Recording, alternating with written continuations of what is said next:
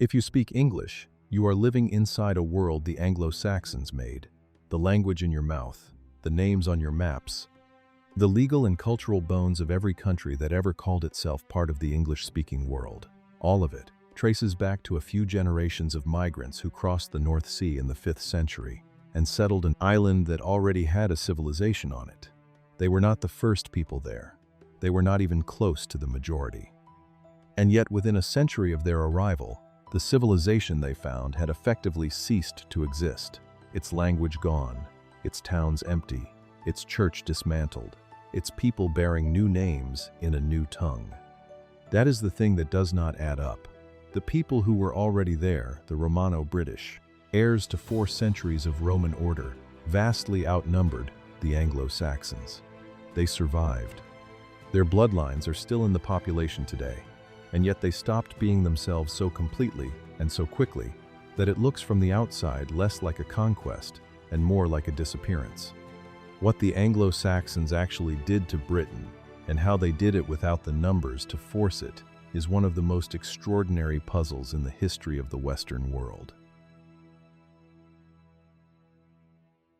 By the closing decades of the 4th century, Roman Britain had existed for nearly 350 years. That is not an abstraction. It is the same span of time that separates the present day from the reign of Charles II. Generations had been born, lived, and died, knowing nothing other than the world Rome had built. For the people living in it, Roman Britain was not an occupation. It was simply the way things were. The island the Romans had inherited from the Iron Age was tribal, rural, and largely illiterate. What they built in its place was something categorically different.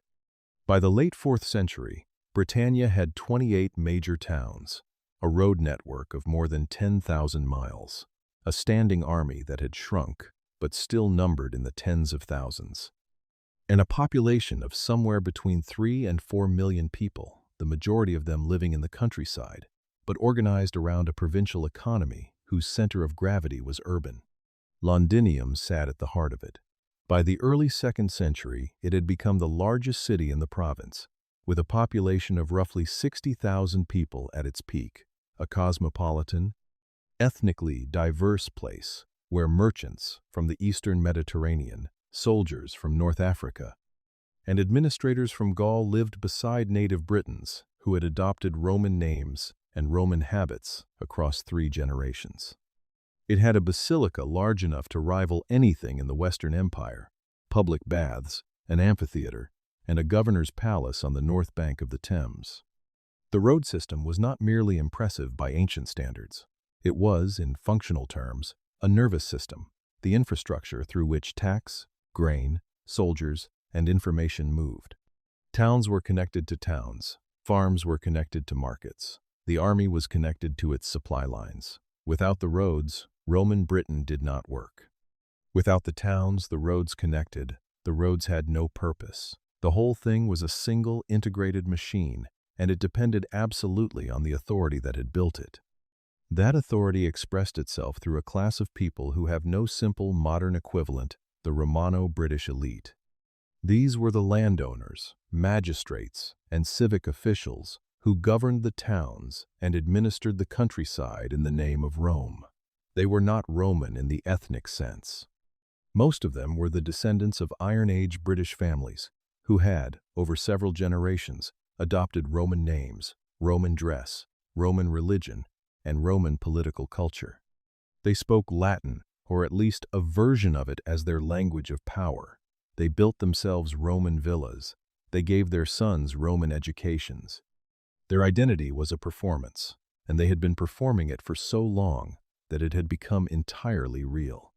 Latin had spread across the province unevenly, but consequentially.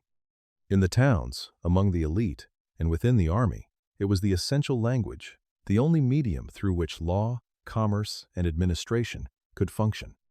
In the countryside, particularly in the north and west, most people continued speaking Brittonic, the Celtic language that had been there long before Rome arrived. But even in the rural interior, Roman material culture penetrated: pottery, coins, metalwork, and the particular rhythm of a taxed and organized agricultural economy. Brittonic speakers still used Roman markets. They still paid Roman taxes. They were still, in the meaningful political sense, part of the Roman world. The Church was the newest and perhaps most consequential layer of this civilization. Christianity had spread through the province in the 3rd and 4th centuries, and by the reign of Constantine in the early 4th century, it was the official religion of the empire. Britannia had its own bishops attested at the Council of Arles in 314, where 3 British bishops were present, and its own ecclesiastical infrastructure. Churches had been built in or near the major towns. A literate Christian clergy maintained Latin as a written and liturgical language. The Church was not merely a spiritual institution. It was an administrative one, the Roman bureaucracy's closest partner in governing a complicated province. Outside the towns, the landscape was a working agricultural system of considerable sophistication. Villa estates dominated the lowland south and east. Large farming complexes owned by the Romano-British gentry worked by tenant farmers and slaves, producing grain, wool, and livestock for local markets and, in better times, for export. These were not aristocratic retreats. They were economic engines. The villa at Bignor in Sussex had mosaic floors of exceptional quality. The estate at Woodchester in Gloucestershire was one of the largest villas north of the Alps. The people who lived in these places were not roughing it. They were wealthy, and they knew it. Hadrian's Wall in the north and the Saxon shore forts along the eastern and southeastern coast were the province's defensive infrastructure, a system built for a world in which external threat could be managed, contained and deflected by a professional military. The Saxon shore forts were, in particular, a response to raiding from across the North Sea, a problem that had existed for a century before the migration period began. The province was not naive about what lay beyond its edges. It had been managing that threat for generations. Roman Britain also had its own martyrs and its own theology. The earliest recorded British martyr was Alban, put to death probably in the early 3rd century at the town that would eventually bear his name. Pelagius, the theologian whose ideas on free will brought him into bitter conflict with Augustine of Hippo, was almost certainly British, born and educated in the province sometime in the mid-4th century. This was not a cultural backwater. It was a province capable of generating intellectual and spiritual argument at the highest level of the late Roman world. The countryside in the late 4th century was crowded. Settlement patterns across the lowland zone showed dense occupation farms, hamlets, and field systems that had been in continuous use since the Iron Age, now organized within the Roman system of roads, markets, and taxation. The people working these fields were not the sort who left written records. They were poor, their lives short, their deaths unmarked by anything that survives. But they were numerous. The overwhelming majority of the 4 million people in Roman Britain lived not in Londinium or Corinium, but in exactly this kind of landscape, rural, agricultural, and deeply embedded in the physical soil of the island. Class ran through this world as sharply as it runs through any world. At the top, the Romano-British elite navigated the imperial system with confidence, serving as magistrates and patrons, maintaining their villas and their networks, educating their sons for careers that might take them as far as Rome. Below them, a middle layer of merchants, craftsmen, and minor officials sustained the towns. Below them, the rural majority, small farmers, tenant laborers, slaves, who did the physical work of the province and benefited least from the civilization built around them. And at the very margins, in the uplands and the far north, people whose lives had changed the least since before the legions ever arrived. The province had experienced crisis before.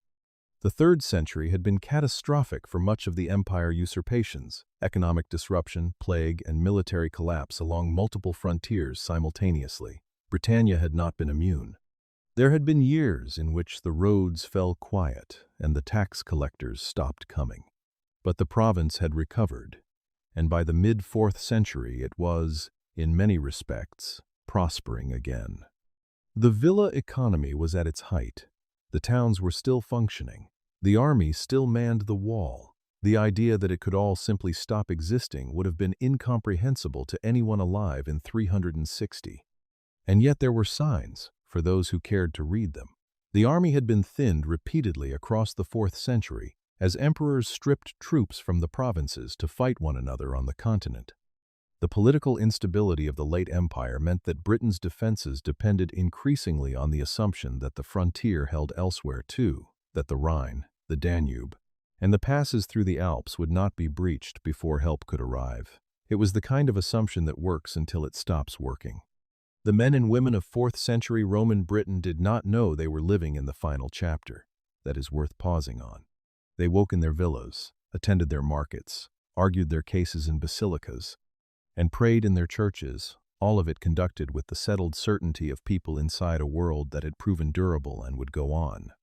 The children being born in the 380s and 390s would live to see everything their parents took for granted gone.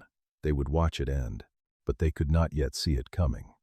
What Roman Britain actually was, in the closing years of its existence, was this: a province of roughly 4 million people, deeply unequal in its distribution of wealth and power, layered in its cultural identities, held together by a road network, a tax system, a professional army, and a set of shared institutions, towns, markets, a church, and a language of administration that were not merely convenient but constitutive. Remove them, and it was not clear that Romano-British identity had anything to stand on. That fragility would be the central fact of the century to come. The people who would come to be called Anglo-Saxons did not call themselves that. They did not think of themselves as a single people at all. They came from a stretch of the North Sea coastline running from what is now the Netherlands in the south to the Jutland Peninsula of Denmark in the north, a low, windswept world of tidal marshes, river estuaries, and thin agricultural land pressing hard against the water's edge. They were Angles, Saxons, Jutes, and Frisians, distinct groups with distinct homelands, different dialects, and no particular sense of shared destiny. The name Anglo-Saxon came later, coined by outsiders to distinguish the settlers of Britain from the Saxons who had stayed behind on the continent.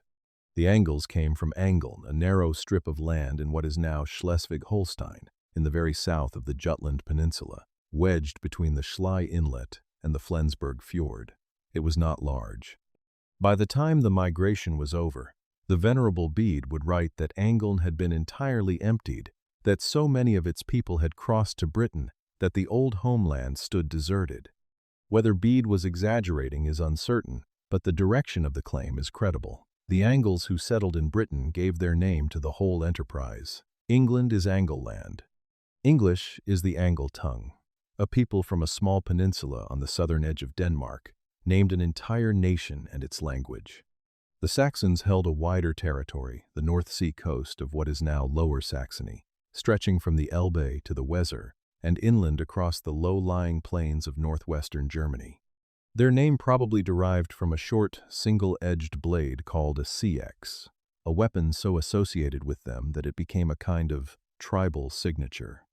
They were not a single political unit, but a loose confederation of related groups sharing a language, a material culture, and a set of warrior customs that had been tested for generations against the Roman frontier to their south. By the late 4th century, Saxon raiders were well enough known on the coasts of Britain and northern Gaul that the Romans had built a dedicated chain of forts to contain them, the Saxon shore. They were not unknown quantities when they came to Britain. They had been a problem and a presence for a long time. The Jutes came from the Jutland Peninsula itself, the northern reach of the continental homeland, in what is now Denmark. Their archaeological signature in Britain is concentrated in Kent, the Isle of Wight, and the stretch of southern coastline opposite Wight. And the metalwork and pottery of Jutish graves carries genuine parallels with the Jutland material of the same period. The Frisians, occupying the coastal islands and marshlands of the present-day Netherlands, contributed to the crossing too, though they are less prominent in the later mythology of the migration. The people who settled Britain were, in genetic and cultural terms, a North Sea coastal population closely related, speaking mutually intelligible dialects and sharing a set of practices that would, in Britain, crystallize into what we now call Old English culture. The landscape these people came from was hard. The Saxon coastal settlements were built on artificially raised mounds called turpin or weirden, constructed from compacted dung and earth, lifted above the surrounding marshland to keep the floods at bay. Fedderson Weird, a settlement near what is now the Weser estuary in Lower Saxony, had stood on just such a mound from the 1st century BC until it was abandoned completely by around 450 AD. At its height, in the 3rd century, it held roughly 300 people, 450 cattle, and 26 longhouse farmsteads, a tight, practical community whose entire physical existence was a negotiation with the sea. When the people of Fedderson Weird left, they did not come back. Settlement after settlement along the North Sea coast empties in the 5th century. The pattern is consistent enough across the continental shore from the Netherlands north through Lower Saxony and into Schleswig-Holstein to leave no serious doubt about where a significant portion of the migrants came from, or that they came in substantial numbers. The pottery that appears in the earliest settlements of eastern England is, in some cases, virtually identical to the pottery left behind in the abandoned continental homelands, the same shapes, the same decorative stamps, the same firing techniques. People were not simply adopting a new style. They were making the same things they had always made in a new place because they had carried the knowledge across the water with them. The question of how many people crossed is genuinely unresolved.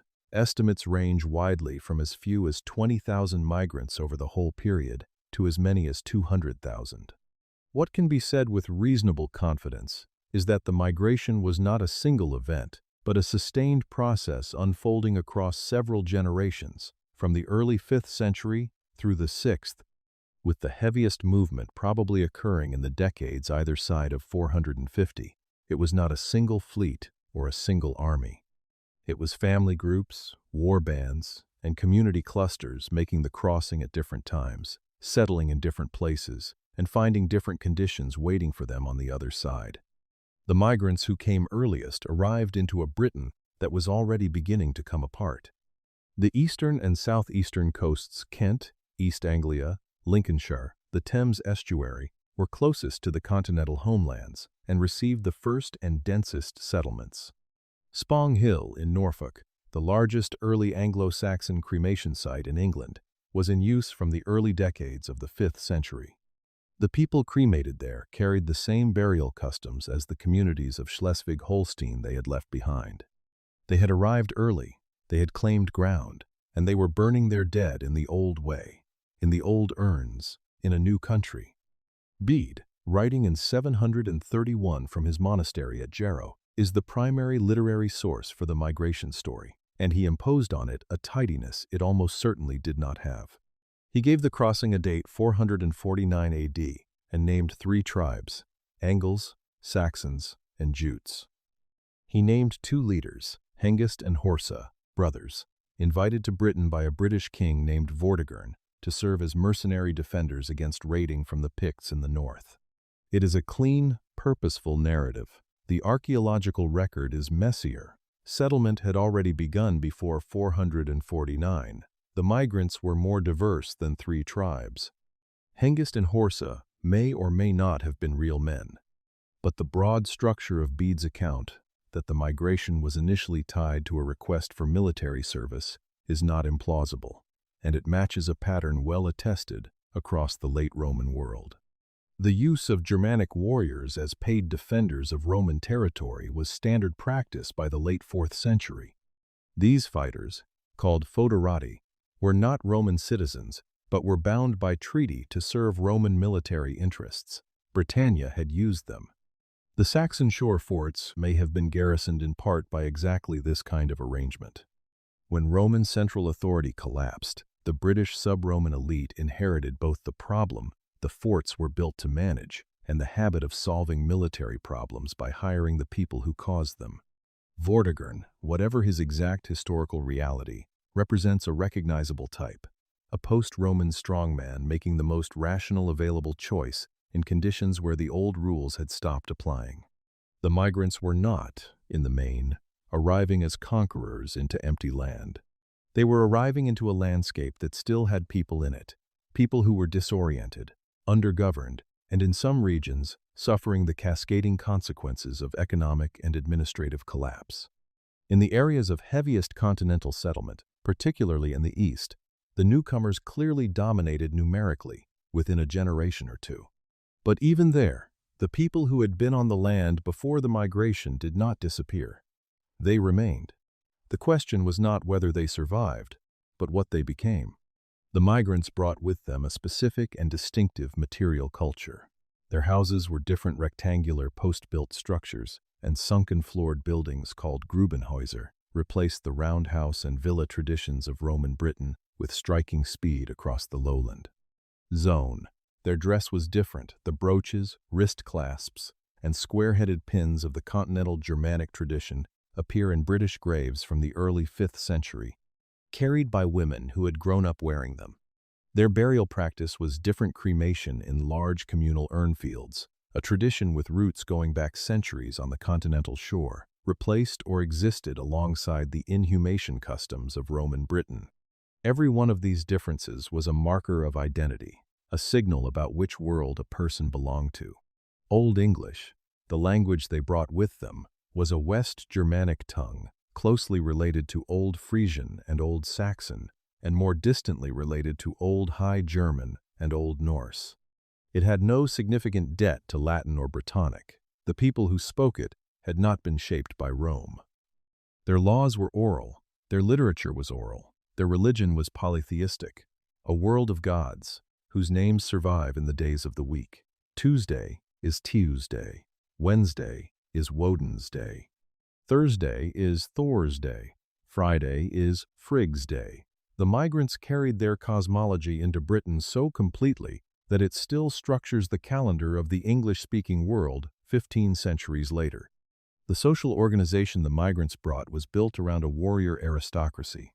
Status was measured in cattle, in weapons, in the loyalty of fighting men, and in the ability to distribute wealth. A lord who could not reward his followers was a lord who would not keep them.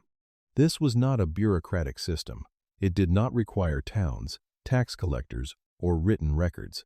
It required a strong man with a sword and enough land to make generosity possible. In the conditions of post-Roman Britain, where the machinery of Roman administration had seized up and the economy that supported it had contracted, this kind of authority was immediately legible and immediately useful. It was a system built for exactly the world that was emerging. The migrants were not culturally uniform even among themselves. The Kentish tradition showed distinct differences from the Anglian tradition of the East Midlands. The Mercian heartland developed differently from the Northumbrian north. Regional variation within the Anglo-Saxon world was real and persistent. But across all of it ran a common thread, a shared language that was mutually intelligible, a shared set of legal and social customs, a shared pagan religious tradition, and a shared sense of distinction from the people who had been there before them. They knew who they were. They knew who the Britons were. And they knew from the first generation that the two were not the same thing. What the migrants were not was numerous enough, by themselves, to account for the scale of the cultural transformation that followed their arrival. A population of between 20,000 and 200,000, even at the upper estimate, settling into a landscape that held 3 or 4 million people, could not have remade that landscape simply by occupying it. The numbers do not support the old story of replacement. For the transformation to have happened the way it happened, the language, the names, the church, the towns, all of it gone within a century, something else had to be at work. The migrants brought it with them, but it was not their numbers. It was the way power works when it changes hands in an already broken world. In the year 400, Roman Britain was functioning. Not perfectly, it had never been perfect, but the roads still carried traffic, the towns still held markets, the army still manned the wall, and the tax collectors still made their rounds. The provincial machinery was intact. The people inside it had no particular reason to think that within 20 years, most of that machinery would have stopped working entirely, and within 50, the world it had sustained would have effectively ceased to exist. Collapses rarely announce themselves. This one was no different. The process had been building for decades. Across the second half of the 4th century, the Western Empire was hemorrhaging its military strength to fight wars on multiple frontiers simultaneously. Troops were pulled from Britain repeatedly to defend the Rhine, to put down usurpers, to plug gaps elsewhere in a system that was running out of soldiers faster than it could replace them. Britain was not the priority. It was the province at the end of a very long supply line, and when the empire had to choose between defending Italy and defending Britain, Italy won every time. In 401, the General Stilicho, the effective military commander of the Western Empire, withdrew another substantial body of troops from Britain to deal with Alaric's Visigoths threatening Italy. The Yorkshire coastal forts were abandoned at around this time. The following year, 402, was the last year in which new bronze coins were officially issued to Britain from the imperial mints. That detail matters more than it might seem. The Roman economy ran on coin. Soldiers were paid in coin. Markets functioned in coin. Tax was assessed and collected in coin. Without a steady supply of new currency, the entire monetary system began to seize up from the moment the flow stopped. In 407, the troops still stationed in Britain made a decision that ended Roman rule in any meaningful sense. Unpaid, exposed to raiding from the Picts in the north and Saxons from the sea, and watching the continent descend into chaos. They did what Roman armies had done throughout the empire's history when central authority failed them. They chose their own emperor. Their choice was a common soldier named Constantine III, who gathered whatever mobile forces remained in the province and crossed the Channel into Gaul. He was chasing the imperial throne. He took Britain's last professional army with him. He never came back. Britain, in any militarily significant sense, was now on its own. The Romano-British elite did not simply surrender to circumstance. In 409, they expelled what remained of the imperial officials Constantine had left behind and began governing themselves an act less of rebellion than of desperate improvisation. The following year, 410, the Emperor Honorius, besieged in Ravenna and watching Alaric's Visigoths sack Rome itself, sent a reply to cities in Britain, probably Bruttium in Italy. Though the text has been debated for centuries, telling them to look to their own defenses, whether the message was intended for Britain or not, the effect was the same. The empire had nothing to send. The towns, the villas, the church, and the land were now the problem of whoever happened to be standing in them. What followed was not an immediate catastrophe, but a cascading sequence of failures, each one making the next more likely. The army was gone. Without the army, there was no tax collection. Without tax collection, there was no money to pay for the maintenance of roads, the staffing of administrative offices, or the upkeep of town walls. Without functioning administration, the long-distance trade networks that supplied the towns with the goods they could not produce themselves, fine pottery, olive oil, wine, specialist metalwork began to contract and then collapse. Each system had depended on the others. When one failed, it pulled the next one with it. The pottery tells the story with uncomfortable precision. Roman Britain had a sophisticated, industrialized pottery industry, kiln complexes producing wheel-thrown, standardized vessels in enormous quantities for distribution across the province. By around 420, that industry had effectively ceased to function, not declined ceased. The kilns went cold, the distribution networks dissolved. By the 430s and 440s, people in lowland Britain were, in many places, making their own pottery by hand for the first time in 3 centuries, or going without. Skills that had been industrial, that had required specialist knowledge, specialist equipment, and access to distribution networks were simply lost. They did not decline gradually, they stopped. The coins follow the same pattern. After 402, no new bronze coinage arrived from the continent. The existing stock circulated for a time, worn coins changing hands in markets that were already shrinking, but within a generation, coin use had effectively ended in most of Britain. This was not a minor inconvenience. It was the end of a monetary economy. A society that had organized its labor, its trade, its rents, and its obligations in coin had to find another way to do all of those things. in the middle of everything else that was failing. Most communities fell back on barter, on subsistence agriculture, on the kind of local exchange that does not need a standardized medium because it never moves very far. The towns emptied with a speed that still startles. Archaeologists working on sites like Silchester, Wroxeter, and Verulamium find the same thing. A layer of dark earth, the compressed remains of rotting organic material, abandoned buildings dissolving back into the soil, sitting directly on top of the late Roman occupation levels. Dark earth is the material signature of desertion. It means the roofs came off, the floors went unswept, the drainage channels blocked, and the accumulated rubbish of a functioning settlement simply decomposed in place. In some towns, this layer appears within a generation of 410. In others, it took a little longer, but it came everywhere in the lowland zone, and it came fast.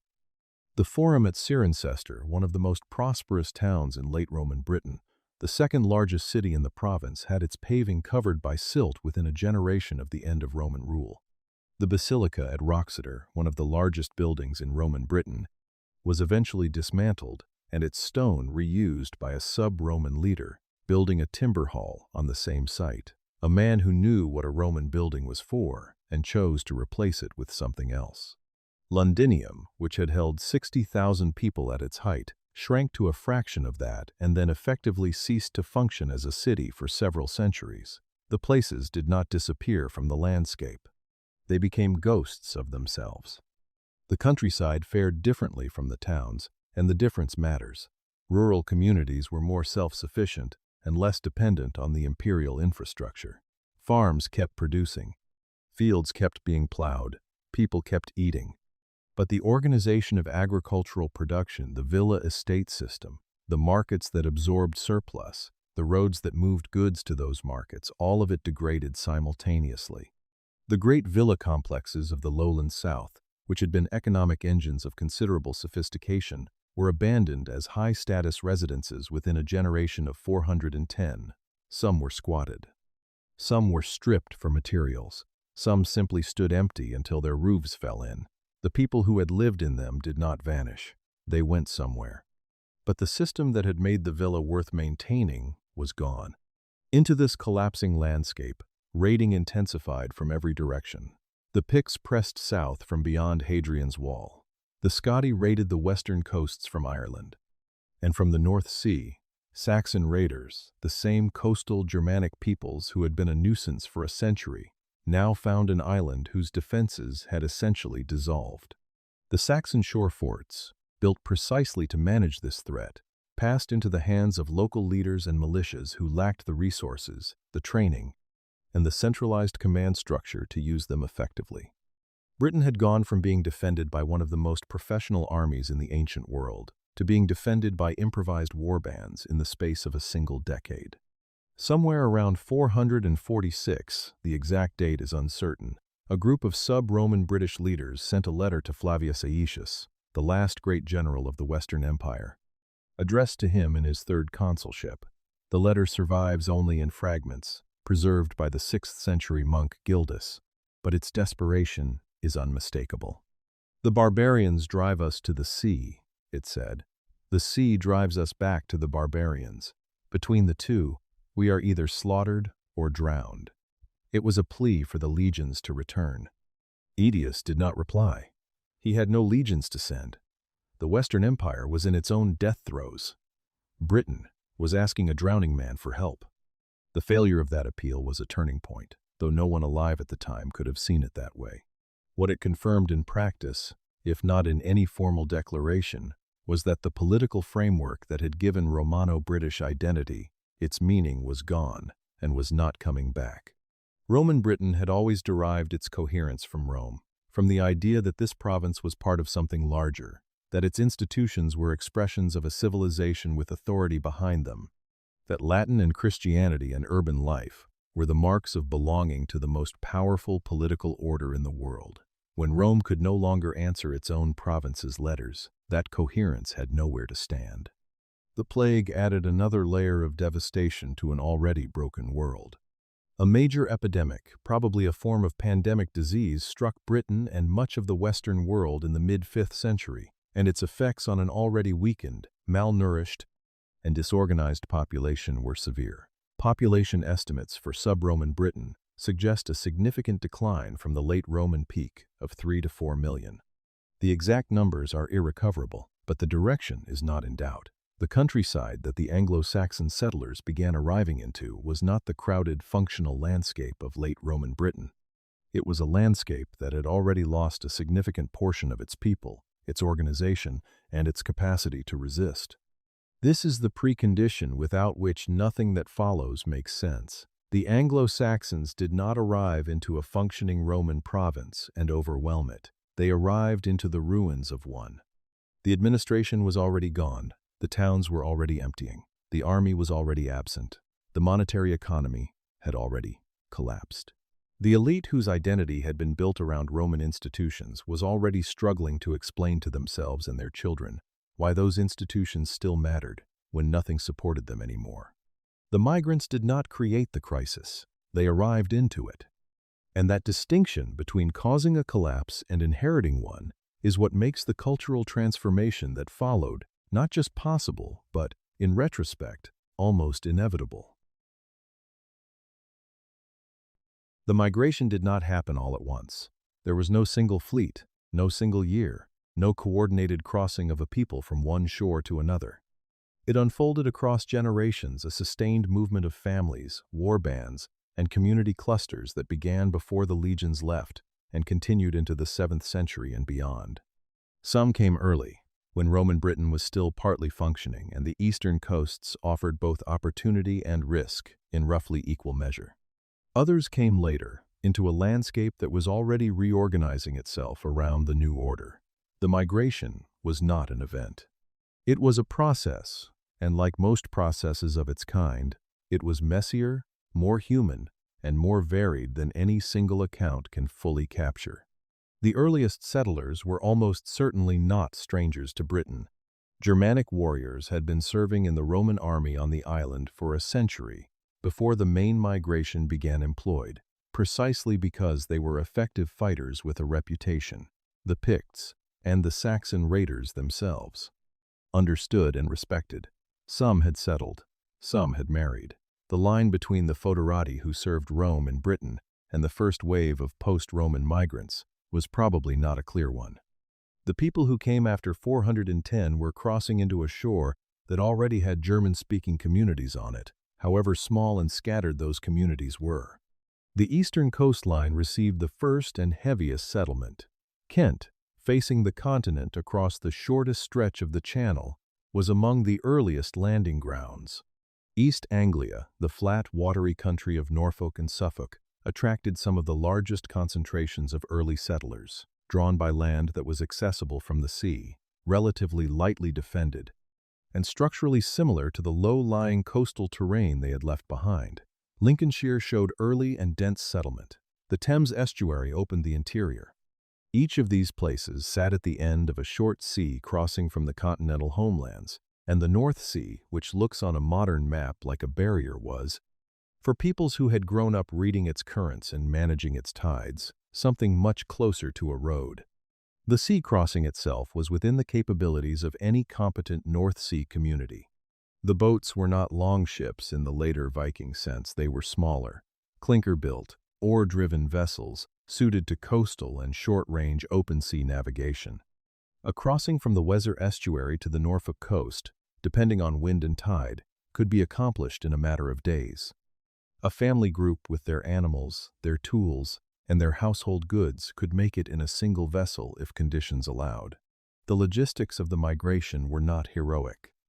They were practical, the kind of movement that communities living on the margins of a hostile and collapsing world make when the calculation tips toward going. The migration was not exclusively male. Both men and women crossed. This matters because it speaks directly to the nature of what was happening. A raiding party sends men. A migration sends families. The women who made the crossing carried their continental dress styles, their brooch-fastening traditions, their weaving tools, and their household knowledge with them. In the cemeteries of early Anglo-Saxon England, it is often the women's graves that most clearly announce continental origin. The brooches, the wrist clasps, the particular way of pinning a garment at the shoulder worn and buried by women who had grown up on the other side of the water and had carried their identity across it intact. At Oakington in Cambridgeshire, a small community in the early decades of Anglo-Saxon settlement holds 4 individuals in adjacent graves.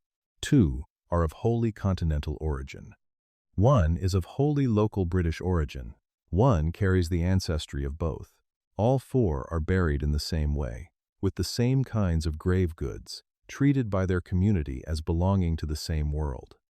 The person of purely British origin is buried in the Anglo-Saxon fashion, surrounded by Anglo-Saxon objects, without any visible marker of the identity their grandparents had held.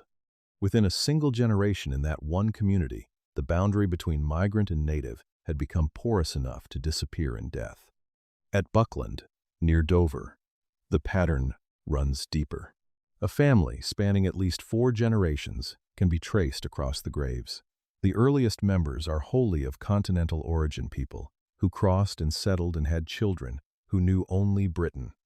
Then, in the 3rd generation, a woman of wholly British ancestry joins the family line. Her daughters carry both ancestries. Her grandchildren, buried with the same weapons and brooches and beads as their continental forebears, have equal shares of each. The family did not stop being Anglo-Saxon when British blood entered it. The identity persisted. The British woman who married into it became, in the world her children grew up in, the mother of Anglo-Saxons. The geographic pattern of settlement was not uniform across the island, and the differences matter as much as the similarities. The southeast and the East Kent, East Anglia, Lincolnshire, Essex experienced the most intensive continental settlement, with continental ancestry among early medieval individuals reaching as high as 75% in some communities. Moving north and west, the proportions shift. In the areas that would become Mercia and Northumbria, the ratio of migrant to native ancestry was lower, the pace of settlement slower, and the mechanisms of cultural change more weighted toward elite dominance than sheer demographic replacement. The north and west were reached later and changed differently. The migration did not wash evenly across the island. It moved in pulses and gradients. Even within the east, the experience varied community by community. At Appledown in West Sussex, people of continental and local ancestry were buried in separate parts of the same cemetery, a spatial division that speaks to some degree of social distance between the two populations, in that place, at that time. 10 miles away, another community might have been burying its mixed ancestry dead side by side without distinction. The migration produced not one England, but many local negotiations between newcomers and the people already there, each working out in its own way the terms on which the two groups would or would not share a world. The pace of intermarriage accelerated after the first generation. The earliest arrivals brought continental spouses with them, or found partners from within their own migrant community. Their children grew up in Britain, spoke the language of the settlement, knew the land, and had British neighbors. The second and third generations married more widely. The genetic mingling that was tentative and exceptional in the first decades of settlement had become normal within 2 or 3 generations, not because anyone had decided to make it happen, but because people living in the same landscape, dependent on the same resources, facing the same seasons, tend eventually to build lives together. The women of migrant origin carried something the graves make visible with particular clarity: status. Across multiple cemeteries, women of continental ancestry were buried with richer grave goods than women of British origin in the same communities: more brooches, more beads, more elaborate dress fittings, more objects that marked their wearer as someone of standing. This was not a coincidence of individual wealth. It was a systemic pattern, visible across sites and regions. In the early Anglo-Saxon world, being of continental origin conferred a kind of social prestige, at least in the first and second generations. The new culture was not merely being imposed, it was, from early on, being associated with higher status. That association would prove consequential. The Grubenhäuser, the sunken-floored rectangular structures that replaced Roman building traditions across the lowland zone, began appearing in the landscape from the early 5th century. They were not primitive dwellings replacing sophisticated ones. They were a different architectural tradition, suited to a different way of organizing domestic life, built by people who had grown up building exactly this kind of structure in northwestern Germany. Their appearance in the British landscape was not gradual. In the areas of heaviest settlement, they replaced the Romano-British building tradition within a generation. The landscape was being physically rewritten in the same decades that the language was changing, and the cemeteries were filling with new burial customs. The regions that had been most thoroughly Roman, the towns, the villa heartlands of the south and east, were, paradoxically, the regions most completely transformed by the migration. This is not a coincidence. Roman urbanism had created concentrations of wealth and organization that were deeply attractive to the incoming warriors and their leaders. The roads that led to those towns still worked. The cleared agricultural land around the old villas was the most productive in the island. The migrants settled where the resources were, which happened to be where Roman Britain had been most fully developed, and therefore where the traces of what had been there before were most completely erased by what came next. The migration slowed but did not fully stop in the 6th century. There were later pulses, additional waves of settlement, some in response to conditions on the continent, some drawn by the successful establishment of Anglo-Saxon communities that made Britain look like a place worth going to. By the 7th century, the demographic shape of lowland England had largely settled into something recognizable as the foundation of what would become medieval England, a population that was, in the east and south, predominantly of continental ancestry in its elite and substantially mixed in its broader composition, with British ancestry strongest in the north, the west, and the rural margins. One detail from the graves deserves particular attention because it cuts against the simplest versions of the story. The highest status burial at Oakington, the grave marked by its own burial mound, accompanied by a cow, silver disc brooches, amber beads, and a chatelaine, belongs to a woman who carried predominantly British ancestry. She was not a migrant. She was not of continental stock.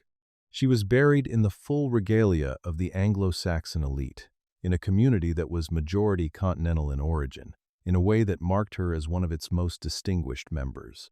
Whatever was making identity in that community, it was not blood alone. It never had been. The migration, taken whole, was one of the most consequential movements of people in the history of the British Isles, not because it replaced the existing population, but because it tipped the balance of power, prestige, and cultural gravity so decisively that the existing population reorganized itself around the newcomers rather than the other way around. The people of Roman Britain did not vanish. They were still on the land, still farming the same fields, still, in many cases, living in the same villages their grandparents had known. What changed was not where they lived. What changed was who they needed to become in order to survive in the world those villages now belonged to.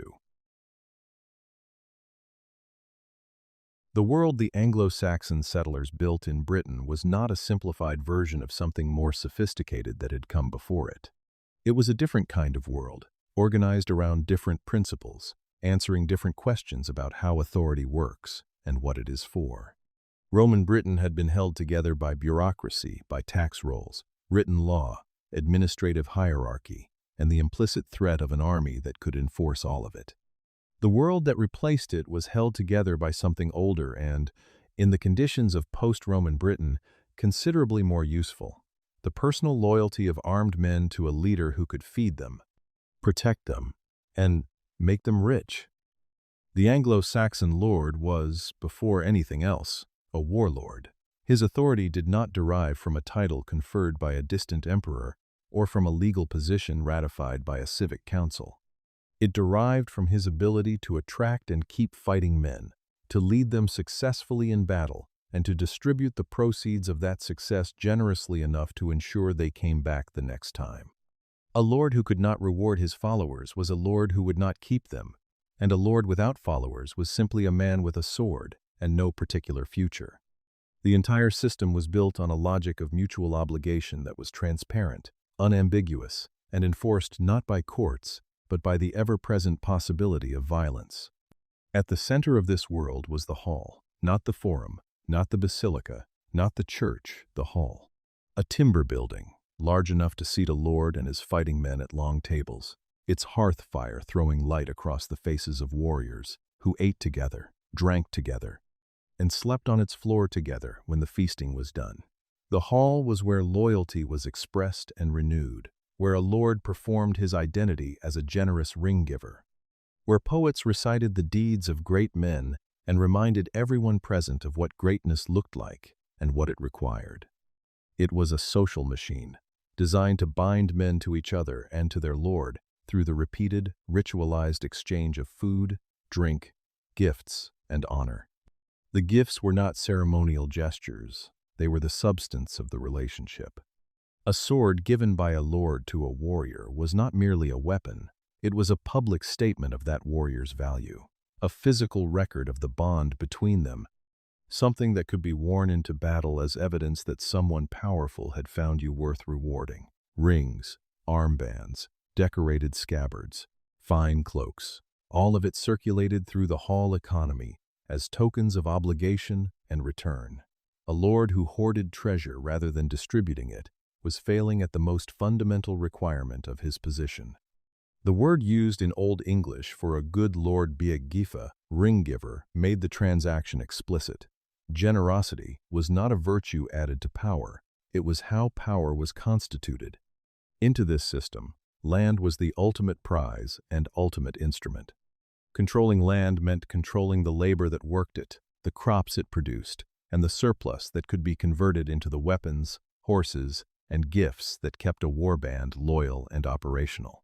The Anglo-Saxon settlement of Britain was, at its most basic level, a systematic process of land seizure, not necessarily violent in every individual case, but directional and cumulative, tilting the ownership of productive agricultural territory from whoever had held it under the old Romano-British order toward the new Germanic elite that had the military capacity to take and hold it. Land was power, and power flowed toward the men with the swords. The transition happened at different speeds and through different mechanisms across the island. In some areas, particularly in the east where continental settlement was heaviest, it probably involved outright displacement of the existing landholding class Romano-British estate owners who lacked the military backing to defend their position and found themselves reduced to tenant farmers on land families had owned for generations. In other areas, the process was more gradual. A Germanic warlord, extending his authority over a district, collecting tribute from existing inhabitants, allowing the underlying agricultural structure to continue functioning while inserting himself at the top of it. Either way, the outcome was the same. The land remained. The people working it largely remained. Who owned it had changed.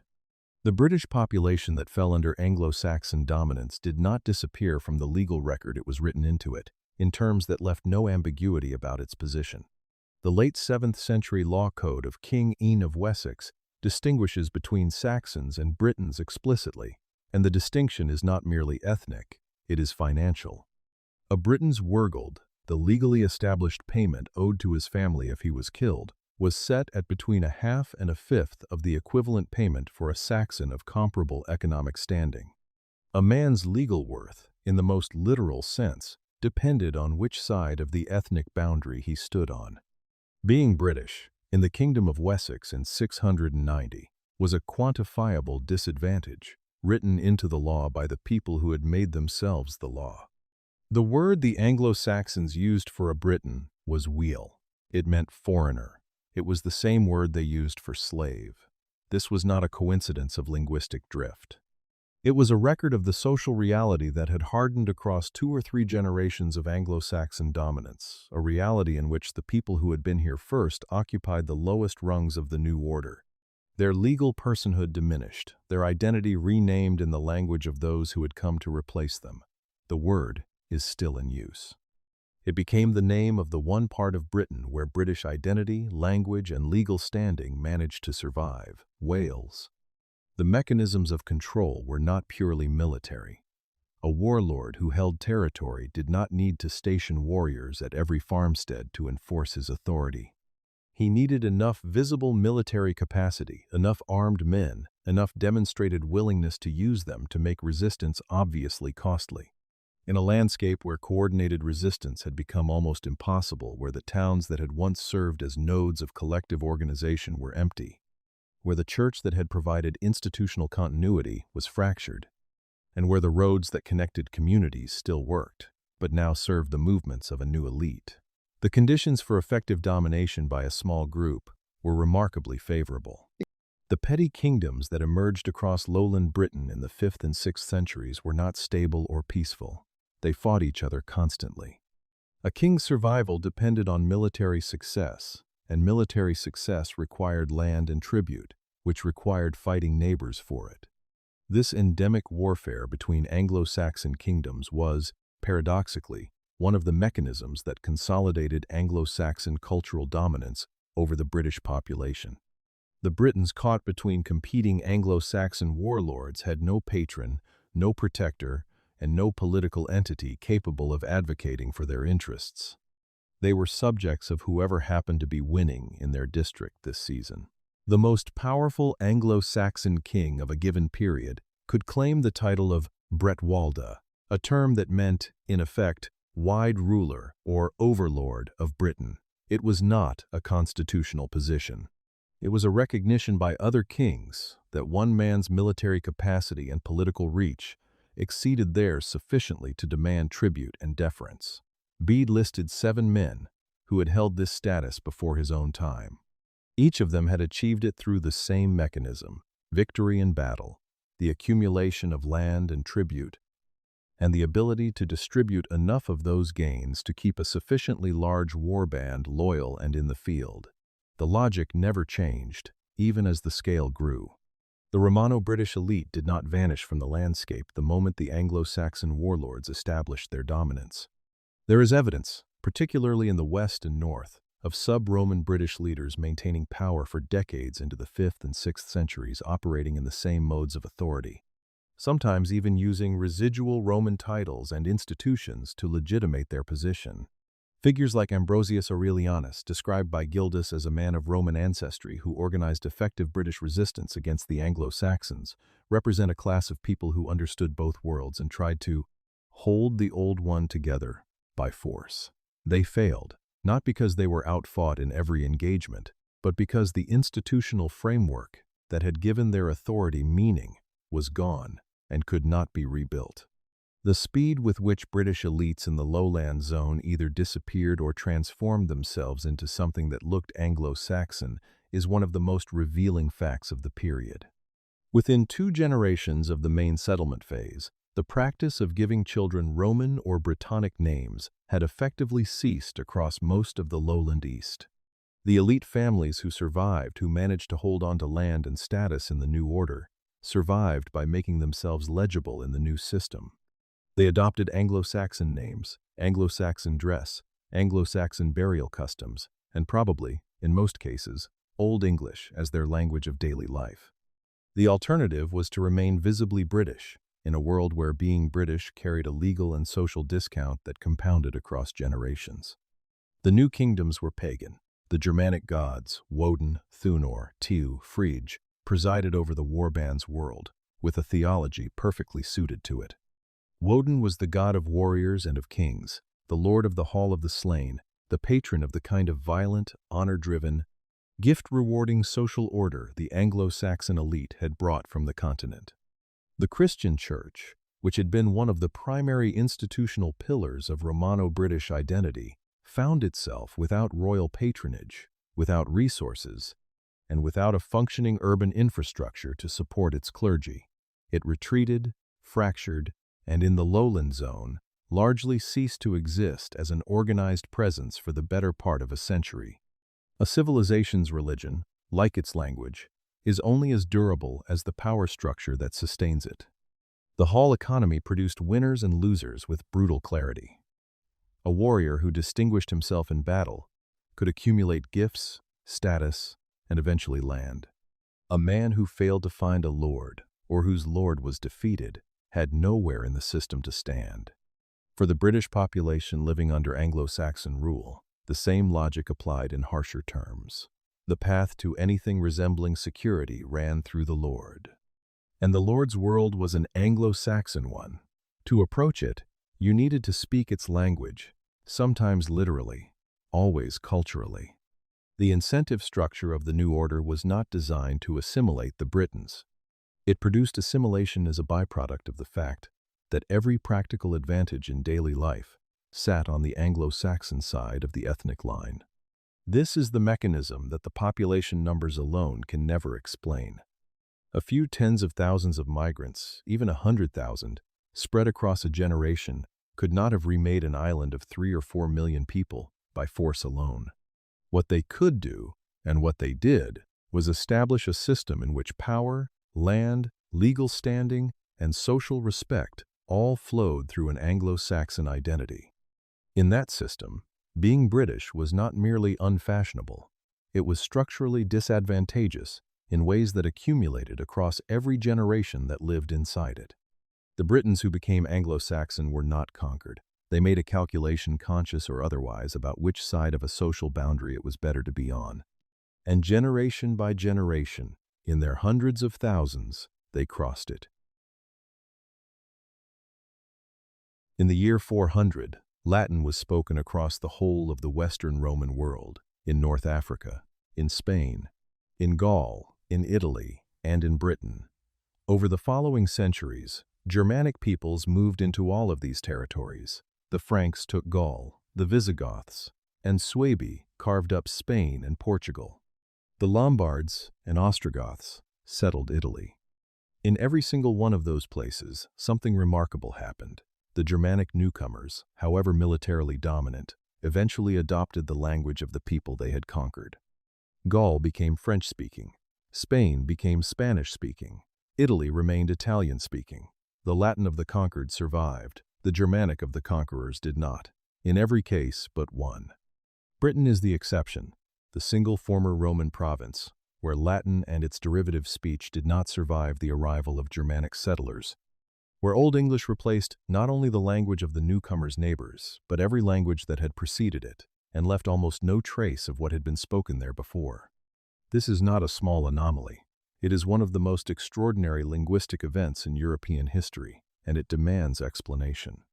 400 years of Roman rule had given Britain a sophisticated, literate, Latin-speaking elite, a Christian clergy whose entire institutional life was conducted in Latin, and a substantial population in the lowland, south and east, that was probably bilingual, speaking Brittonic as a native tongue and Latin as the language of trade, law, and ambition.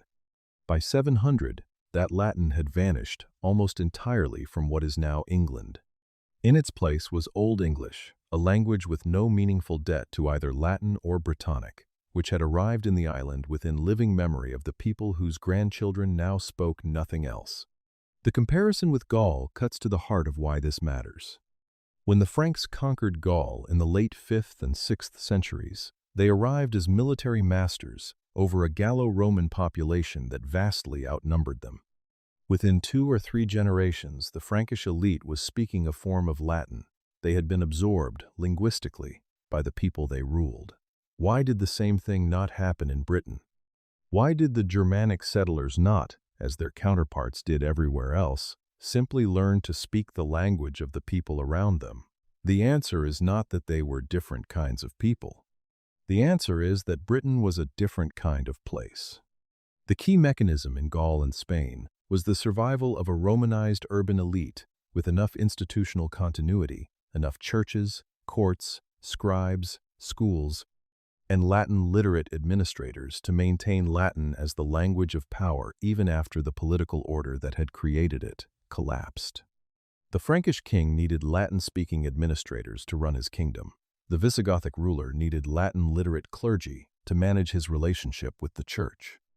Latin was useful to the Germanic conquerors of the continent because the infrastructure that made Latin valuable had survived their arrival. In Britain, that infrastructure had not survived. It had already collapsed before the Anglo-Saxons arrived in significant numbers. There was no functioning Roman administration to absorb the newcomers into. There were no working towns to serve as Latin language centers of commerce and law. There was no intact church to maintain Latin as a clerical and educational language. The institutional bridge that saved Latin everywhere else had already burned. The result was a linguistic situation without parallel in post-Roman Europe.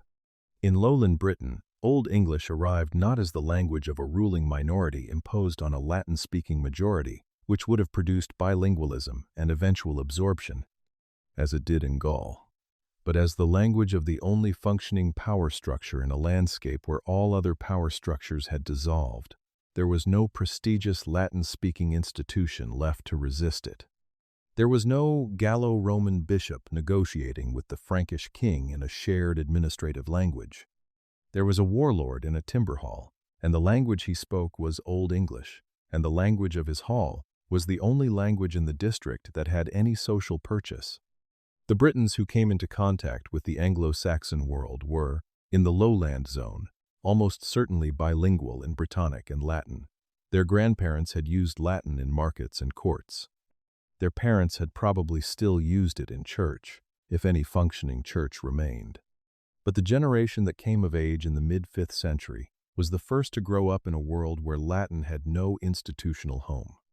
It was a language that connected them to a past that was gone, to towns that were empty, to a government that had stopped paying its officials, to a church that had lost its royal patronage and its urban infrastructure, and alongside it, Old English was the language that connected whoever spoke it, to land, to protection, and to standing in the only social order that was currently operative.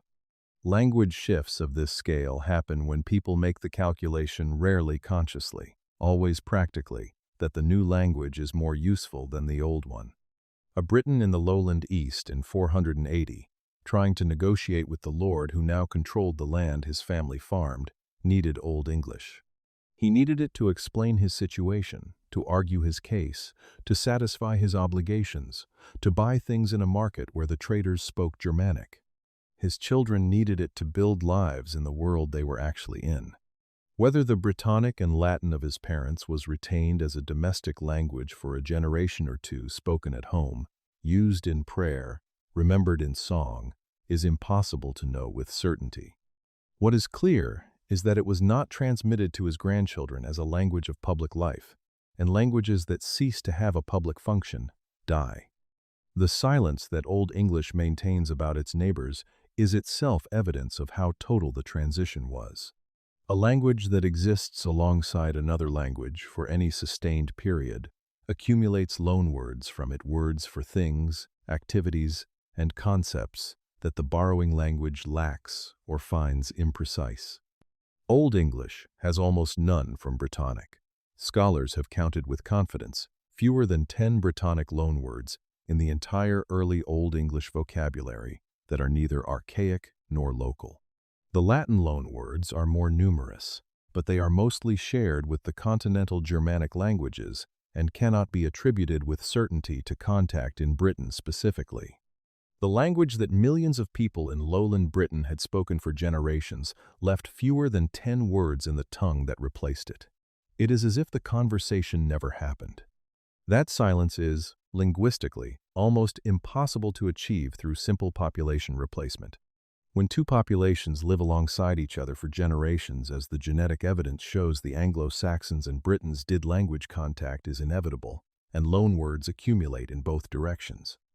The near-total absence of Brittonic in Old English is not the signature of two peoples living separately.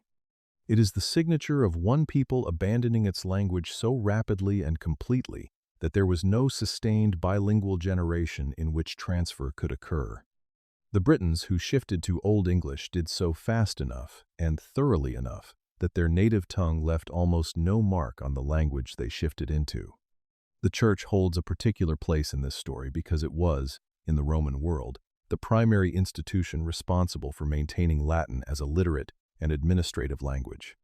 Where the Church survived the Germanic migrations with its structure intact as it did in Gaul, in Spain, in Italy, Latin survived with it. British Christianity did not survive with its structure intact. By the mid-5th century, the organized ecclesiastical infrastructure of Roman Britain, its bishoprics, its urban churches, its literate clergy. Its schools had collapsed along with the rest of the Roman administrative apparatus.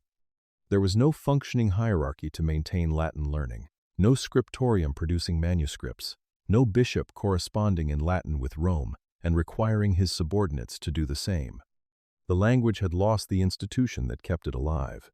When Christianity returned to lowland England, it came not from within, but from outside.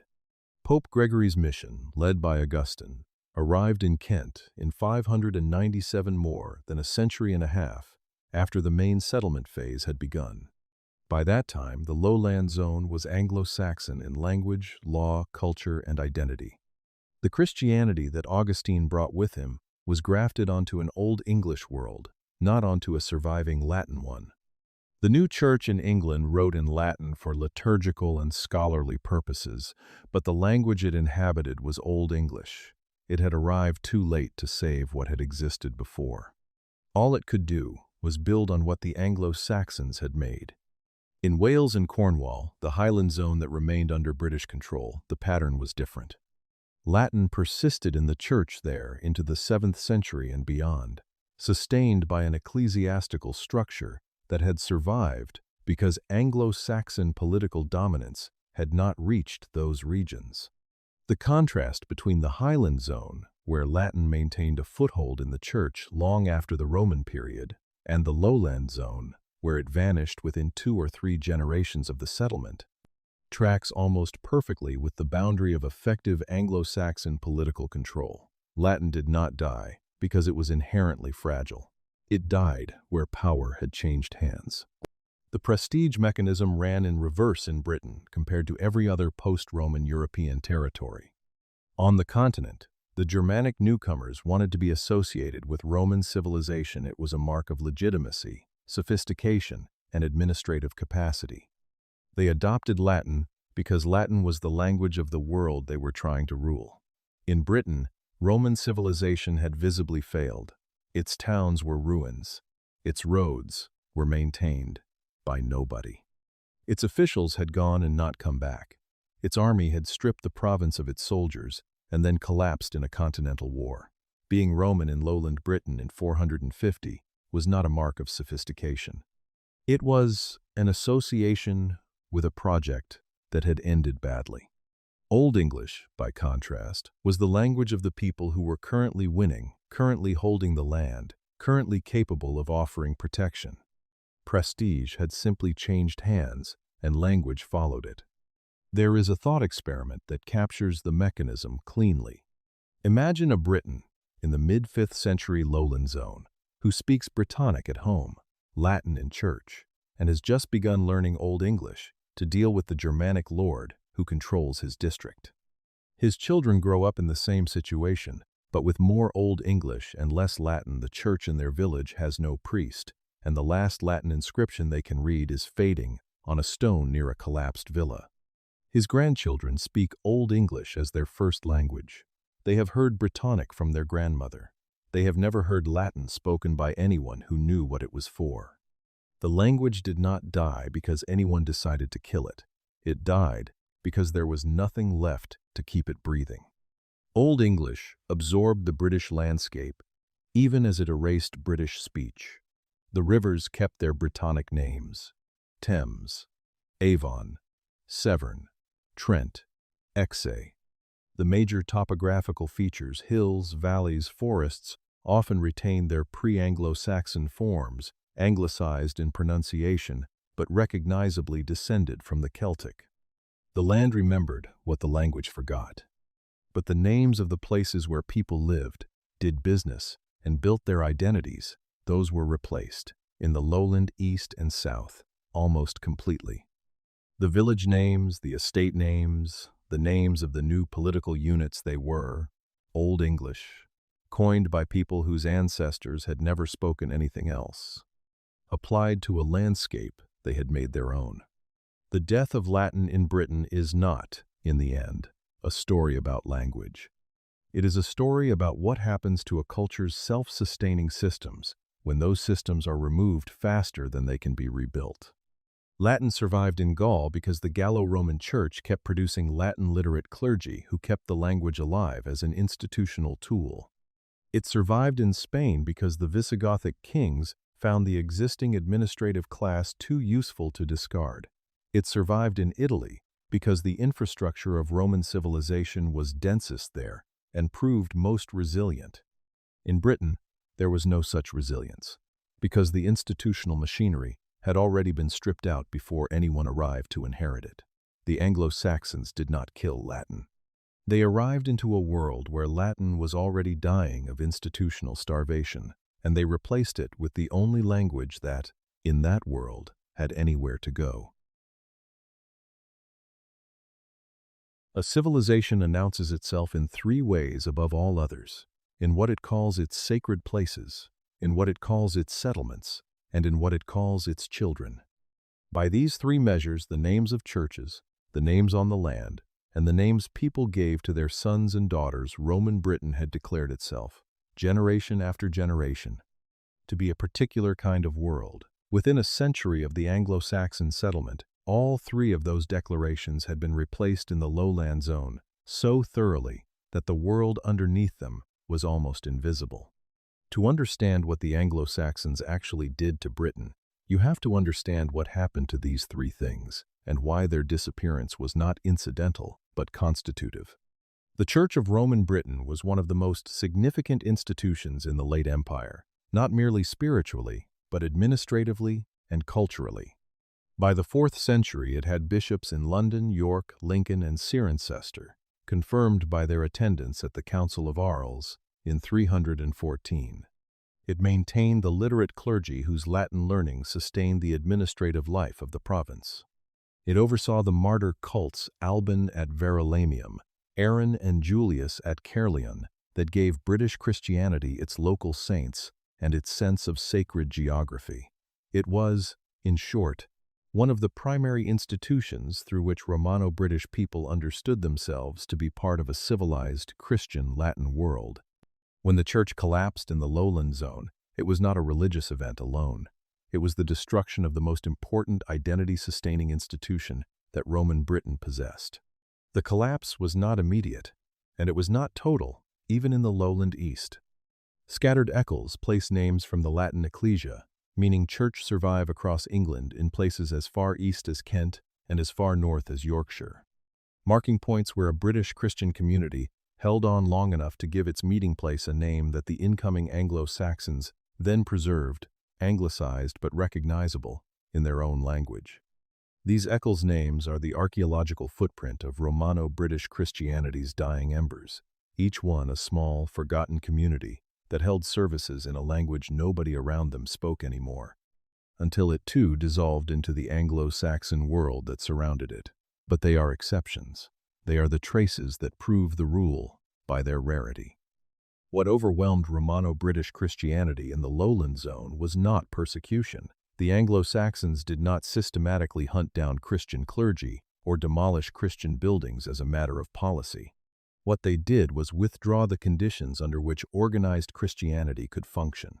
They were pagans worshippers of Woden, Thunor, and Tiu, and their lords had no interest in maintaining a clerical infrastructure whose entire purpose was to serve a different religious tradition. Without royal patronage, a church cannot build. Without urban centers, it cannot concentrate its clergy. Without Latin literacy, it cannot train its priests. Without an organized hierarchy, it cannot transmit its theology across generations. The Anglo-Saxon settlement did not kill the church directly. It removed every external condition the church needed to survive, and the church died of the removal. The pagan landscape the Anglo-Saxons installed in the lowland zone was as complete as the Christian one it replaced. The names of the days of the week carry the signature of this replacement, in a form that has never been erased: Tuesday for Tiu, Wednesday for Woden, Thursday for Thunor, Friday for Frege, the goddess of love and fertility. Every English-speaking person who has ever named a day of the week has invoked the Anglo-Saxon pantheon, without knowing it, because those names were so thoroughly embedded in the language that 17 centuries of subsequent Christianity could not dislodge them. The pagan world was not a brief interlude between two Christian phases. It was the dominant religious reality of lowland Britain for the better part of 2 centuries. Pope Gregory I dispatched Augustine to Kent in 597, a century and a half after the main settlement phase had begun. By the time Augustine landed, the lowland zone was so thoroughly Anglo-Saxon in language, law, and religion that the mission was, in effect, converting a new people rather than recovering an old one. Augustine found traces of British Christianity in the southeast, the cult of an unknown saint, some memory of ecclesiastical practice but no functioning institutional church to negotiate with, no surviving hierarchy to work through. He had to build from nothing, in a world that had forgotten what had been there before him. The Christianity that emerged from his mission was an Anglo-Saxon Christianity, worshipped in Anglo-Saxon halls by people whose grandparents had been pagans. It had no organic connection to the Church of Roman Britain. The names on the land tell the same story in a different register. Roman Britain had named its settlements in Latin and in Brittonic Londinium, Eboracum, Aquae Sulis, Corinium, Verulamium, Lindum. These were not merely administrative labels. They were declarations of what these places were, the language they announced their identity in, the civilization they belonged to, the world they inhabited. One by one, across the 5th and 6th centuries, those names were replaced. Eboracum became Eoforwic, and eventually York. Verulamium became Verlamacaster, and eventually St. Albans. Aquae Sulis became simply Bothum Bath, named for the thing the Romans had built there, rather than the Latin name the Romans had given it. The places survived. The names did not. The pattern of replacement was not random. It tracked almost perfectly with the depth of Anglo-Saxon settlement and control. In the east and southeast, the areas of heaviest continental settlement, Brittonic and Latin place names, were replaced most completely, most quickly, and most thoroughly. In these areas, the proportion of surviving pre-Anglo-Saxon settlement names is vanishingly small, moving west and north toward the zones of lighter settlement and later Anglo-Saxon control.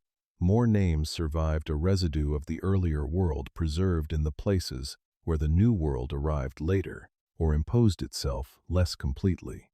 The name Map of England is a map of conquest measured in syllables.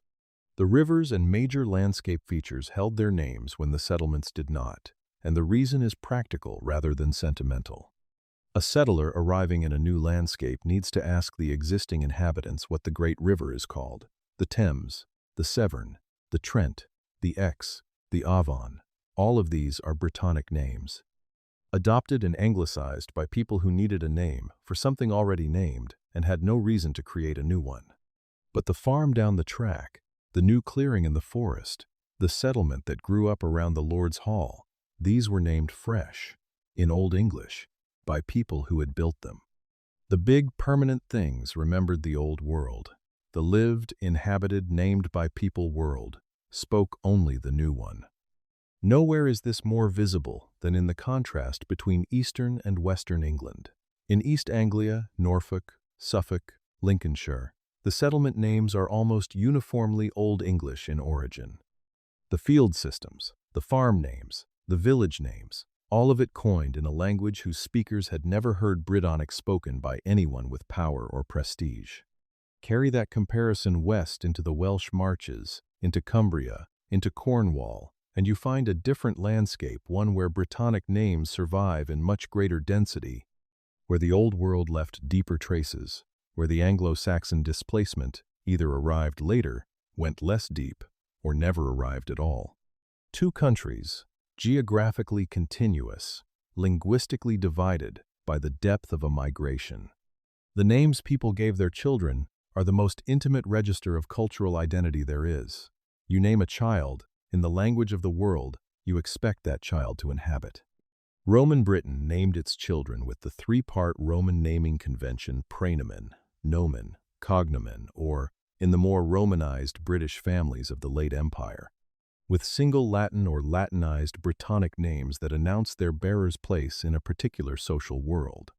By the late 4th century, A child named Quintus, or Aelia, or Lucius in the lowland south was announcing, in the act of being named, that her family was part of the Roman order, that she would grow up speaking its language, inhabiting its institutions, expecting its protections. The name was a social contract made at birth. Within 2 or 3 generations of the main settlement phase, that naming practice had effectively ceased in the lowland zone. The documentary record of the 5th and 6th centuries is thin, but what survives is unambiguous in direction. Brittonic and Latin personal names disappear from the lowland east and south with the same speed as Brittonic and Latin place names. By the time documentary evidence becomes richer in the 7th century, the people of lowland England are overwhelmingly bearing Old English names: Ethelred, Edwig, Wulfric, Elfgifu, Quenthrith. These are not names that come from nowhere. They are names built from Old English elements, compounds of words, meaning noble, battle, wolf, elf, gift, following Germanic naming conventions that had been carried across the North Sea from the continental homelands. The naming system of an entire civilization had been replaced. This matters beyond mere nomenclature because personal names in early medieval societies were social instruments. They announced kinship, allegiance, and aspiration. A family that named its son Wulfric in the mid-6th century was not simply choosing a name. It was placing that child inside a particular social network, one defined by Old English culture, by the warrior aristocracy's naming traditions, by the expectation that this child would grow up in an Anglo-Saxon world and need an Anglo-Saxon name to navigate it. The choice of a Germanic name over a Brittonic or Latin one was, in the conditions of post-Roman lowland Britain, a small but consequential act of cultural alignment, the kind of choice that, multiplied across tens of thousands of families over 3 or 4 generations, erased an entire naming tradition from the landscape of a civilization. There were almost certainly families in the lowland zone who maintained Brittonic or Latin names in private at home, in domestic contexts, among kin long after Old English names had become the public norm. Languages and naming traditions do not die on a single day, but private retention of a lost identity is, in the end, the last stage before disappearance. A name that cannot be used in public, that cannot be announced to the Lord or written in a charter or given to a child who will inhabit the same world, is a name that is already dying. The evidence suggests that the transition from public Britishness to public Anglo-Saxonness in naming practice was largely complete across the lowland zone within 2 or 3 generations of the main settlement. What happened in private, in the long evenings of families who remembered another world, is beyond recovery. The Eccles place names, the river names, the rare surviving Brittonic settlement names of the West, these are the fragments that escaped the erasure, and they are telling precisely because of how few they are. Every lost place name is a community that made a choice, or had a choice made for it, about which world it was going to inhabit. Every Anglo-Saxon farm name coined on land that had once carried a British name is a moment of replacement, not dramatic, not violent. Simply the ordinary act of settlers who had claimed a place and named it in their own language as if the name before it had never existed. The cumulative effect of millions of such ordinary acts, repeated across a century, was the transformation of the named world of Britain into something indistinguishable from the continent those settlers had left. What the Church, the names on the land, and the names of children share is that all three are systems of continuity mechanisms by which a society transmits its identity across time.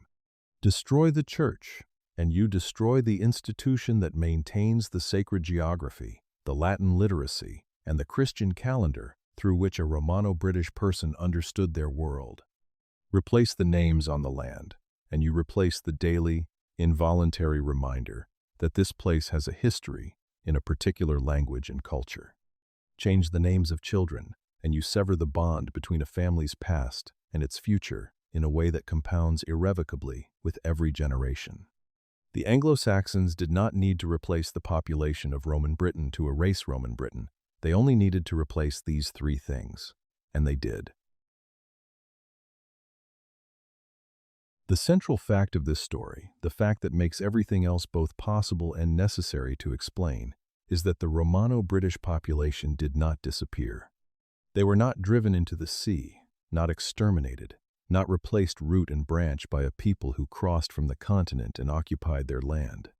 They were there, in their hundreds of thousands, farming the same fields their grandparents had farmed, living in the same valleys, drinking from the same rivers. And yet within 3 or 4 generations, the overwhelming majority of them had become, by every measurable cultural marker, Anglo-Saxon. This transformation was not imposed by force alone. It was, in its essential mechanism, a matter of individual and family-level decisions made by real people in real circumstances, decisions that accumulated, generation by generation, into one of the most complete cultural transformations in the history of any island. To understand why a Briton would choose to become Anglo-Saxon, you have to set aside the modern habit of thinking about identity as something fixed and precious, something to be defended at all costs against outside pressure. In the 5th and 6th centuries, identity was not a matter of sentiment, it was a matter of function. It told the world around you what obligations you could fulfill, what protections you could claim, what legal standing you had, who your lord was, and what language you needed to speak to navigate the world you actually lived in. Romano-British identity, by 450, had lost almost all of its functional content. There was no Roman state to belong to. There was no church to maintain its institutions. There was no army to enforce its law. Being Romano-British in the lowland East was an identity without an infrastructure, and an identity without an infrastructure cannot, in the long run, sustain itself. The brooch is the most intimate object in this story. In the early Anglo-Saxon world, the brooches worn by women were not merely decorative. They were functional fasteners for specific types of garment, made in specific shapes, using specific techniques, carrying specific ornamental traditions, and they were markers of cultural identity as clear and as deliberate as any flag. A woman wearing a cruciform brooch at her shoulder or a pair of saucer brooches at her chest was announcing, in the most visible way available to her, which world she belonged to. The graves show that women of local British ancestry wore these brooches, that Britons adopted the dress of the Anglo-Saxon world not as a surrender, but as a statement of affiliation. You dressed for the world you were trying to live in. The same logic applied to burial. The furnished inhumation burial, the body laid in the earth with weapons, jewelry, tools, and food, was a distinctly Germanic practice, one that Roman Britain had largely abandoned as Christianity spread its prohibition on grave goods. In the 5th and 6th centuries, as the church retreated from the lowland zone, the furnished burial came back not only for the continental settlers, but for people of local British ancestry who were buried in Anglo-Saxon fashion alongside their neighbors. People of entirely British descent appear in cemeteries furnished with continental objects, interred in the Anglo-Saxon way, indistinguishable in death from their migrant contemporaries. They had chosen, or their families had chosen for them, to be buried as Anglo-Saxons. What did they gain by it? The answer is the same answer that explains every voluntary cultural shift in history: access. Access to the Lord's protection, because a man who spoke Old English and presented himself in the cultural idiom of the dominant group could approach a Germanic warlord's hall in a way that someone visibly, audibly British could not.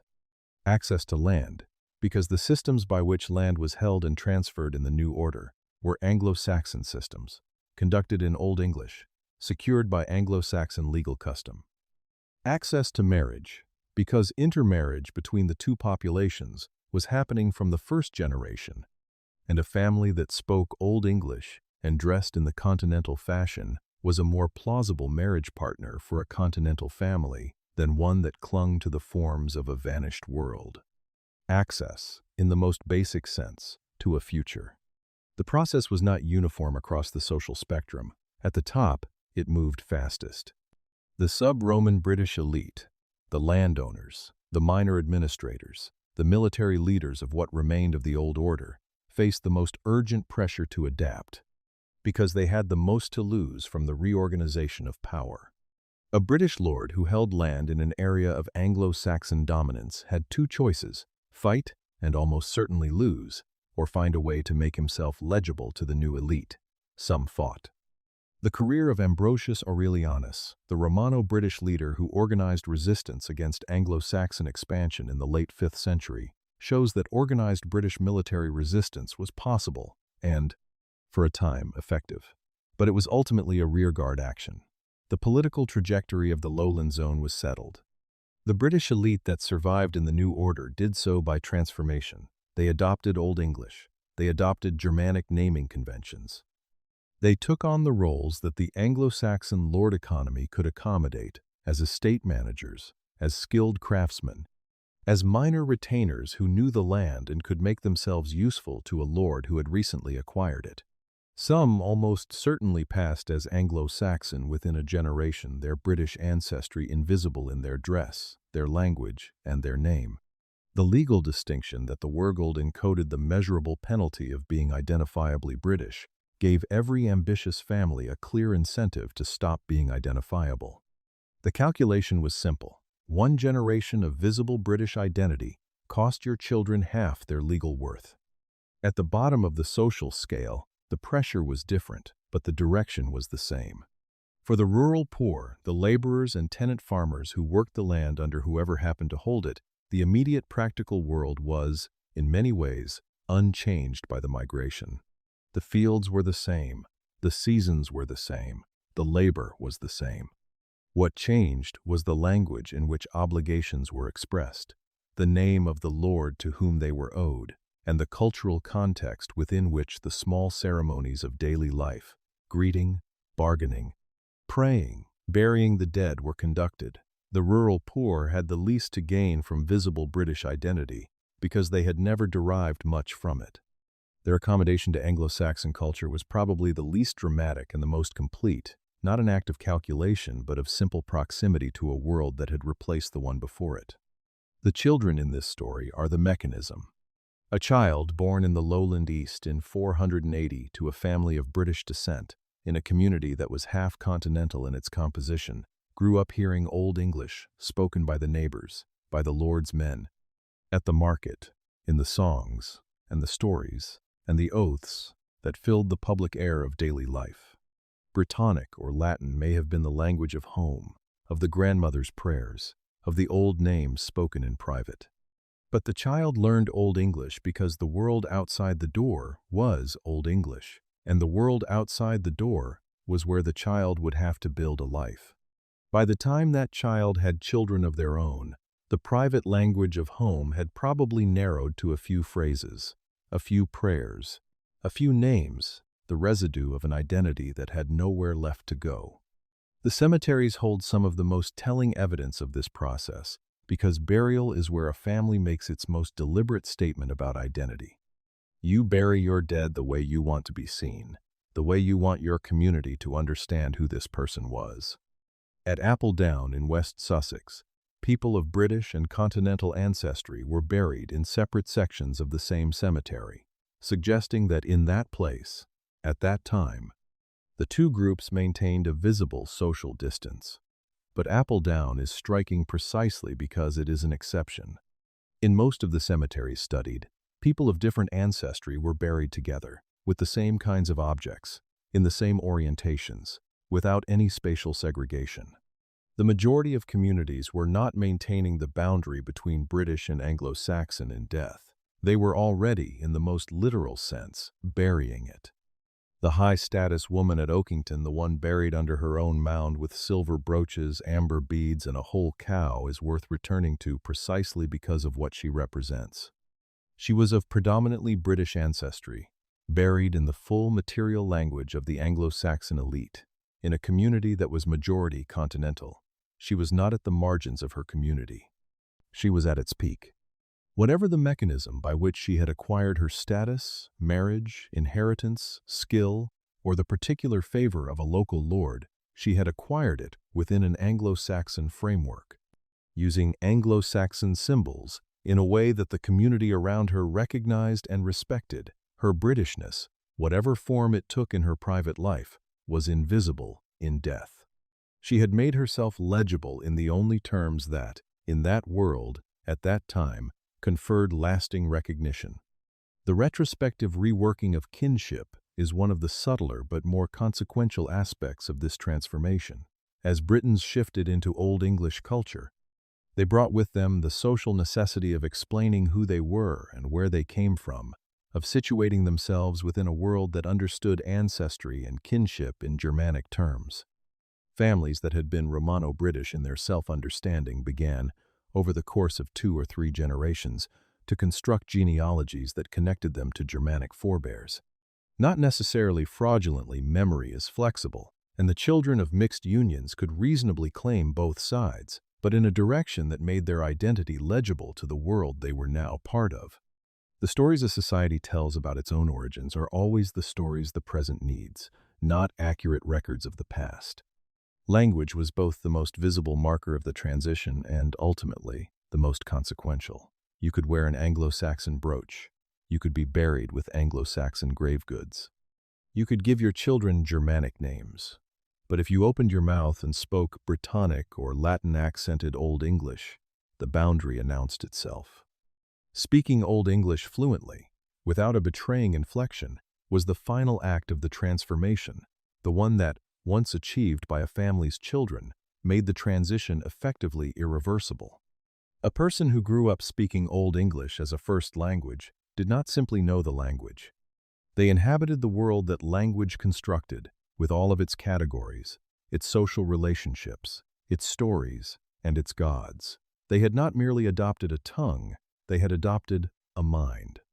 The pace of assimilation varied by region in ways that track the depth and completeness of Anglo-Saxon political control. In the East and Southeast, where continental settlement was heaviest and earliest, the transformation was fastest and most complete. In the North and Midlands, where Anglo-Saxon dominance arrived later and expressed itself more through elite replacement than demographic shift, the process was slower and left more traces of British persistence.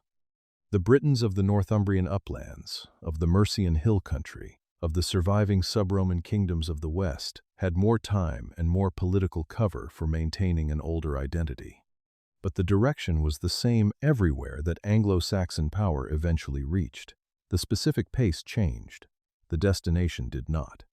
It is tempting to see this process as a tragedy, the loss of a culture, the erasure of a world, and there is something in that reading that is honest. Romano-British civilization was a real thing, and its disappearance from the lowland zone was not gradual or negotiated, but the people who lived through it were not passive victims of forces they could not understand. They were men and women making choices to dress differently, to name children differently, to speak a different language in public, to approach a different kind of lord in circumstances that made those choices rational, even when they were also painful. The choice to become Anglo-Saxon was, in the conditions of the 5th and 6th centuries, a survival strategy, and survival strategies, by definition, work. The descendants of those Britons are the ancestors of the English. They did not disappear. They changed. What the graves, the names, and the language together reveal is that the transformation of Romano-British identity into Anglo-Saxon identity was not the product of a single dramatic act, but of 10,000 ordinary ones. A brooch fastened at a shoulder, a child named Ethelred instead of Aurelius, a prayer spoken in Old English instead of Latin, a lord greeted in the right language by a man who had learned it precisely because he understood what it cost not to. Each of those acts was, in isolation, minor. Collectively, across a century and a half of daily life, in a world where power had definitively changed hands, they remade the identity of a civilization. The British did not become Anglo-Saxon because they were forced to. They became Anglo-Saxon because the world they lived in had organized itself in such a way that being Anglo-Saxon was simply what it meant to belong. The story told in the lowland East, the emptying of Roman institutions, the arrival of continental settlers, the systematic replacement of language, names, and identity is not the whole story of post-Roman Britain. It is the story of one part of the island, the part closest to the continent, the part where the migration landed hardest and earliest, and where the conditions for cultural capitulation were most completely in place. But the island had another part, a western arc stretching from the tip of Cornwall through Wales and into the kingdoms of the north, where the same pressures operated with less force arrived later, or never arrived at all. Understanding why the West held is not an appendix to the main argument. It is its proof. Because the contrast between the West that preserved British identity and the East that abandoned it reveals, with unusual precision, exactly what the conditions were that made transformation possible, and what conditions, when absent, made it impossible. The geography of Britain is not neutral.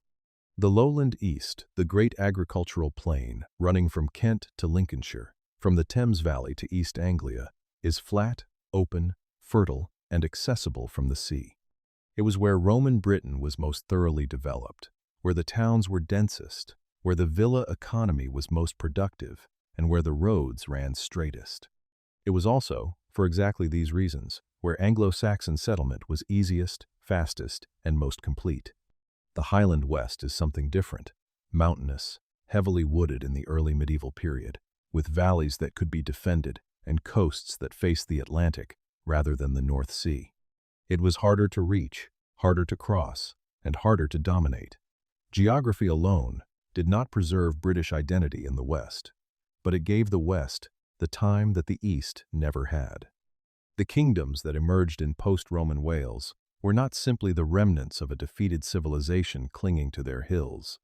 They were functioning political entities, governing themselves by recognizably sub-Roman administrative traditions, maintaining the Christian Church in a form that the lowland East had lost, and developing the legal and literary culture that would eventually produce the earliest Welsh poetry and law codes. Gwynedd in the northwest, Powys in the east, and Dyfed in the southwest were real kingdoms with real rulers, maintaining networks of authority over real populations. They were not a retreat. They were a continuation, conducted in a landscape that made continuation possible. The church is the key difference. Where the lowland East lost its ecclesiastical infrastructure within a generation of the main settlement phase, the church in Wales survived, functioned, and flourished. The 5th and 6th centuries in Welsh history are known as the Age of Saints, a period of intense monastic activity in which figures like Dewi Sant, Illtyd, and Cadog founded communities that maintained Latin learning, sustained the liturgical calendar, and connected the British Christian world to its counterparts in Ireland and Brittany. These were not isolated figures. They were the leaders of a functioning institutional Christianity, one that kept Latin alive as a written language, maintained the sacred geography of martyrs and holy sites, and gave British identity a spiritual framework that the lowland population had lost, along with its bishops and its urban churches.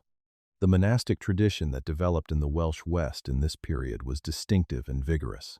The monasteries of Illtyd at Llantwit Major, of Cadog at Llancarfan, of Dewi at St. David's, these were centers of learning that drew students from across the British world and, in some cases, from Ireland and continental Europe. They maintained scriptoria, where manuscripts were copied, schools where the sons of the elite received a Latin education, and communities of prayer that organized the ritual year around a Christian calendar. In the lowland East, all of this had vanished by 500. In Wales, it persisted, developed, and became the foundation of a distinct Welsh Christian identity that would endure for centuries. The survival of the church in Wales was not accidental. It depended on the survival of the political structures that gave the church its patronage and protection.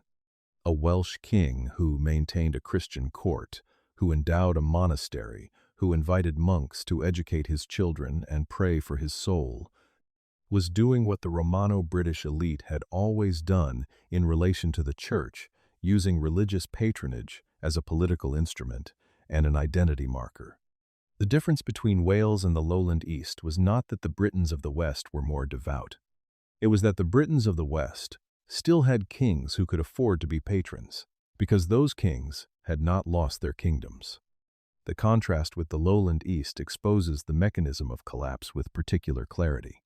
In the East, Romano-British elites lost their political authority in the first or second generation of Anglo-Saxon settlement. Without political authority, they could not sustain patronage. Without patronage, the church could not function. Without the church, Latin literacy dissolved. Without Latin literacy, the legal and administrative systems that had defined Romano-British elite identity had no scribes to maintain them. The chain of collapse ran in both directions. Political loss undermined ecclesiastical survival. An ecclesiastical collapse accelerated the disappearance of the cultural markers that distinguished British from Anglo-Saxon identity. In the West, that chain never fully broke, because the political foundations were never fully removed. Language is the most enduring witness to this difference. Welsh is the direct descendant of the Brittonic, spoken across Britain before the Romans arrived, the oldest language continuously spoken on the island, with a literary tradition that stretches back to the 6th century poetry attributed to Taliesin and Aneurin. It survived in Wales, not because it was hidden or protected by geography alone, but because it was spoken by kings, written by poets, used in courts, and maintained by a church whose liturgy and scholarship kept the literate traditions of the Old World alive, a language that has royal patrons, court poets, and a functioning literate clergy does not die. It transforms, as all living languages do, but it does not vanish. The political severance of British communities from each other was one of the defining events of the period, and it illuminates both why the West survived and how isolated it became. The Battle of Darum in 577 inches, which West Saxon forces under Cialan defeated British rulers and seized Gloucester, Cirencester, and Bath drove a permanent wedge between the Britons of Wales and those of the southwest peninsula. The 3 cities taken at Darum were mostly already empty.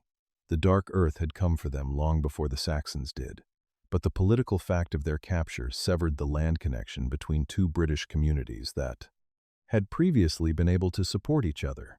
Cornwall and Wales, from 577 onward, faced the Anglo-Saxon world separately. Their identities developed in parallel isolation. The Battle of Chester, fought in 616 between the forces of the Northumbrian king Ethelfrith and a coalition of Welsh kingdoms, completed a different severance. Chester had been one of the great Roman legionary fortresses of the north, Diva, the base of the 20th Legion. By 616, it was a boundary marker between worlds rather than a functioning urban center. Ethelfrith's victory there effectively cut the Brittonic-speaking kingdoms of Wales off from those of the Hen Ogledd, the Old North, the Brittonic kingdoms of what is now northern England and southern Scotland. Reged, Gododin, Elmet. These northern kingdoms had maintained British identity into the late 6th and early 7th century, producing their own poetry, their own saints, their own genealogies of resistance. After Chester, they were isolated, surrounded, and eventually absorbed. Welsh memory preserved them in its literature long after they had ceased to exist as political entities. Offa's Dyke is the physical monument to the line that finally hardened between the Anglo-Saxon and British worlds. Constructed in the late 8th century by Offa of Mercia, the most powerful Anglo-Saxon king of his age, it ran for roughly 150 miles along the border between Mercia and the Welsh kingdoms. A massive earthwork that announced, in the most literal possible terms, where one world ended and another began. It was not simply a defensive structure. It was a political statement. Here is the boundary. Here is where our authority stops, and where yours begins. By the time Offa built his dike, the boundary had been accumulating for 3 centuries. The dike simply drew the line that history had already traced. The contrast between Wales and the lowland East reveals something important about the conditions under which cultural surrender becomes possible. It was not sufficient to have Anglo-Saxon settlers nearby. The lowland Britons lived alongside continental migrants from the earliest phase of settlement without immediately becoming Anglo-Saxon.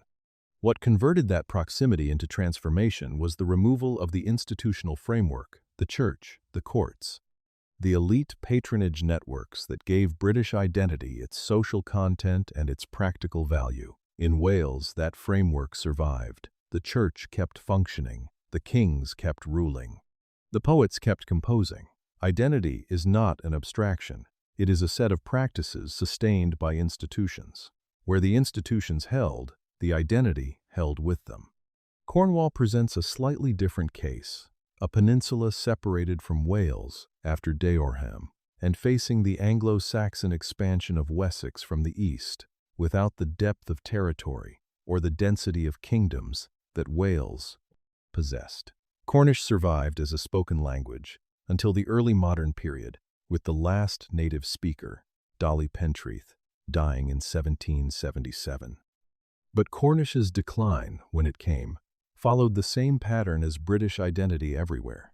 Not the death of the population, but the removal of the institutions' courts, a literate clergy, a patronizing elite that gave the language its public function. When Cornwall was effectively absorbed into the English political system in the 10th century, the Cornish language had lost its royal patrons. It survived another 8 centuries in the mouths of fishermen and farmers, but it had lost the framework that would have sustained it at the elite level. And without elite patronage, minority languages do not survive modernization. The memory that the West preserved is itself a kind of evidence.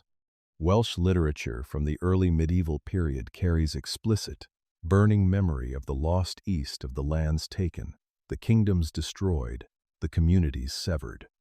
The poetry attributed to Taliesin and Aneurin in the late 6th century sings of battles fought in what is now northern England, of kingdoms that no longer exist, of warriors who died defending ground that is now thoroughly English. The Welsh had a word for this, Prydain Britain, meaning the whole island, not merely the western fraction they still held. In Welsh political and literary imagination, the English lowlands were not a foreign country. They were lost ground, occupied territory, the home of people who had been Welsh and had been made into something else. That memory persisted in Welsh consciousness for centuries, a record of what the transformation had cost. The West that held offers the clearest possible answer to the question of why the East did not. The East lost its church. The East lost its kings. The East lost the institutional framework within which British identity had its meaning and its value. The West kept all three imperfectly, unevenly, sometimes barely, but kept them. And where they were kept, the language survived, the names survived, the memory survived, and the identity survived, not as a relic but as a living thing, still spoken, still sung, still argued over in courts and monasteries and royal halls. The line between the world that was remade and the world that endured was not a line of ethnicity or even of military resistance. It was a line of institutional survival. The British people on both sides of it shared the same ancestors, the same language's roots, the same memory of Rome. What divided them was whether the structures that made their identity worth keeping had survived long enough to keep it. The lesson of the West is not that resistance was always possible or that cultural capitulation was always avoidable. It is that identity requires infrastructure. A language without courts is a language without a future at the elite level. A church without royal patronage is a church without resources. A people without kings who speak their tongue and endow their monasteries and educate their children in their tradition are a people whose identity is being borrowed time. The Britons of the lowland East did not fail to resist because they were weak or because they were conquered too thoroughly to try. They failed to resist because the infrastructure that would have made resistance meaningful had already collapsed before the resistance was fully necessary. The West held because it held that infrastructure. Everything else followed. By the middle of the 7th century, something new existed in the world that had not existed before. Not a kingdom, there were several of those, competing and absorbing and reforming across the lowland zone. Not a language Old English had been forming for 2 centuries already. What existed was something more difficult to name and more consequential to recognize: the beginning of an English people. Not English in the modern national sense, not yet, that would take another 3 centuries and the reign of Aethelstan to achieve formally. But English in the cultural sense, in the sense that Bede would use a century later when he addressed his great history to the gens Anglorum, the people of the English, a people who understood themselves as distinct, who shared a language and, increasingly, a religion, and who inhabited a world that had been made, over the preceding 200 years, in a particular way, at a particular cost. Bede wrote his ecclesiastical history of the English people in 731 from his monastery at Jarrow in Northumbria. He was a man of extraordinary learning and extraordinary industry, and what he produced was, among other things, the first attempt to tell the story of a unified English identity across the regional diversity of the Anglo-Saxon kingdoms. He took the separate peoples, Angles, Saxons, Jutes, and whoever else had come and settled and converted, and he told them, in a single coherent narrative, that they were one thing. The gens Anglorum, a people. His book was, in its own way, an act of nation-building, the projection backwards of an identity that was still being created in the present. It worked. Bede's categories became England's categories. His story became the story the English told about themselves. That story had a problem, and Bede knew it, though he did not frame it as a problem. The people whose story he was telling had arrived in a place that already had people in it. Those people had not been driven out. The Britons were still there, identifiable in Bede's own law codes, under the name Welle, still carrying a lower Wergold. Still regarded as a distinct and subordinate group even in the kingdoms where they had lived alongside the Anglo-Saxons for 6 or 7 generations. Bede's history was the history of a people who had organized themselves so completely around their own identity, their own language, their own law, their own church, that the people underneath them had largely disappeared into it. The gens Anglorum was real, but its formation had required something to be unmade, and the history that celebrated the making said very little about the unmaking. The English language is the most durable monument to what happened. Over 80% of the most common words in modern English, the words used most frequently in everyday speech, are Old English in origin. The grammar of English, its basic sentence structures, its system of tenses and negation, its instinct for compound words, and its habit of placing emphasis through word order, all of it descends from the language that was carried across the North Sea in the 5th century. The words layered on top the Latin of the Church, the Old Norse of the Vikings, the Norman French of 1066.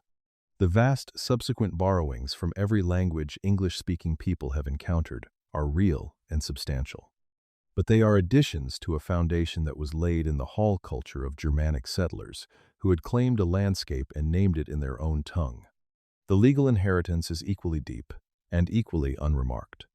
The common law tradition that underlies the legal systems of England, the United States, Canada, Australia, and every other country that has inherited the English legal order, traces its roots to the law codes of the Anglo-Saxon kingdoms, the laws of Ethelbert of Kent in the early 7th century, the laws of Ian of Wessex in the late 7th century, the great codes of Alfred in the 9th. These were not Roman law. They were oral Germanic custom, translated into written form by a culture that had learned literacy from the church it had received from Rome. The procedural instincts of common law, the jury of peers, the adversarial hearing, the weight given to precedent, have their deep roots in a tradition that began in the mead halls of the lowland kingdoms, not in the forum basilicae of Londinium. The shires are Anglo-Saxon. The hundreds, the subdivisions of shires used for local administration, are Anglo-Saxon. The parish system, in its English form, grew out of the network of minsters that the Anglo-Saxon Church established across the landscape in the 7th and 8th centuries. The very idea of a county, as an administrative unit with its own court and its own officer, is a development of the Anglo-Saxon ealdordom. England's local government, in its historical bones, is a structure built in the early medieval period by people who had arrived from the continent in the 5th and 6th centuries and organized the land they found into units suited to their own needs and traditions. When a modern English local council meets in a county hall, It is sitting inside an institutional tradition that is, at its deepest layer, Anglo-Saxon. King Ethelstan, grandson of Alfred the Great, became the first king of all England in 927, when he drove out the last Norse ruler of York and brought Northumbria under his authority. He called himself Rex Totius Britanniae, king of all Britain, a title whose ambition exceeded its reality, but whose aspiration was genuine. At the court of Ethelstan, something recognizable as England existed for the first time as a political entity. A single king, a single law, a single coinage, a church that operated across the whole territory, and a shared identity, Angelsyn, the English kin that cut across the old regional divisions of Mercia, Wessex, East Anglia, and the North. That England was built on the foundation of what the previous 5 centuries had made. It was, in the most literal sense, the end product of the transformation that had begun when the first continental settlers crossed the North Sea into a collapsing province of Rome. The story of how England was made is not, in the end, comfortable.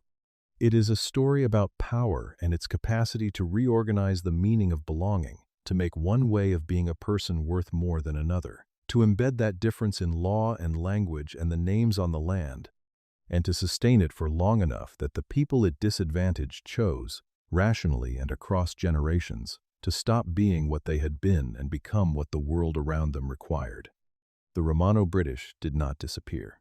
Their blood is in the population has always been, all the way from the generation of the first mixed burials at Oakington to the present. What disappeared was their identity, because the conditions that had made that identity valuable had collapsed before the people who held it had any means to rebuild them. There is something in this story that speaks directly to the present, though the precise application requires care. Cultures are not destroyed only by violence. They are destroyed or they survive, depending on whether the institutions that sustain them are maintained or allowed to collapse. A language without schools is a language with a generation left. A church without endowment is a church with a decade. An identity without law, without patronage, without a public space in which it can be performed and recognized, is an identity that will be quietly replaced, not by conquest, but by the daily arithmetic of which world a person finds themselves in when they open the door in the morning. The Romano-British knew this, in the end, in the only way that people know such things through the choices they made for their children. The question of what England is, stripped of sentiment, is a question about this process. England is not, has never been a single, pure, continuous thing flowing unchanged from a single point of origin. It is a series of transformations, each one layered over the last, each one borrowing from what it replaced while claiming to have replaced it entirely. The Anglo-Saxon foundation is real and consequential, but it was built on land that already had a name, in a landscape that already had people, over the ruins of a civilization that was still, in 450, fully alive. The England that emerged from those ruins is genuine.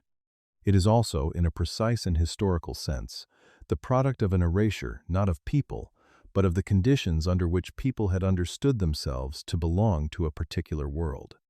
The myth of replacement, the old story of waves of Germanic warriors sweeping the Britons before them, has the virtue of simplicity and the defect of being wrong in almost every particular. The Britons were not swept away. They were not exterminated or driven wholesale into the western hills. They survived, in their millions, in the fields they had farmed for generations, in the communities they had always inhabited. What changed was not the population, but the framework, the institutional, linguistic, legal, and religious architecture within which population understood itself to be a particular kind of people in a particular kind of world. When that architecture was replaced, the population that had lived inside it began, with the slow deliberateness of generations, to rebuild itself inside the new one. The myth of continuity, the opposite error, the story that the Anglo-Saxons were simply absorbed into a British population that changed very little fails for different reasons. The language changed completely, the law changed completely, the religion changed completely, and then changed back, and the second Christianity bore almost no organic relationship to the first.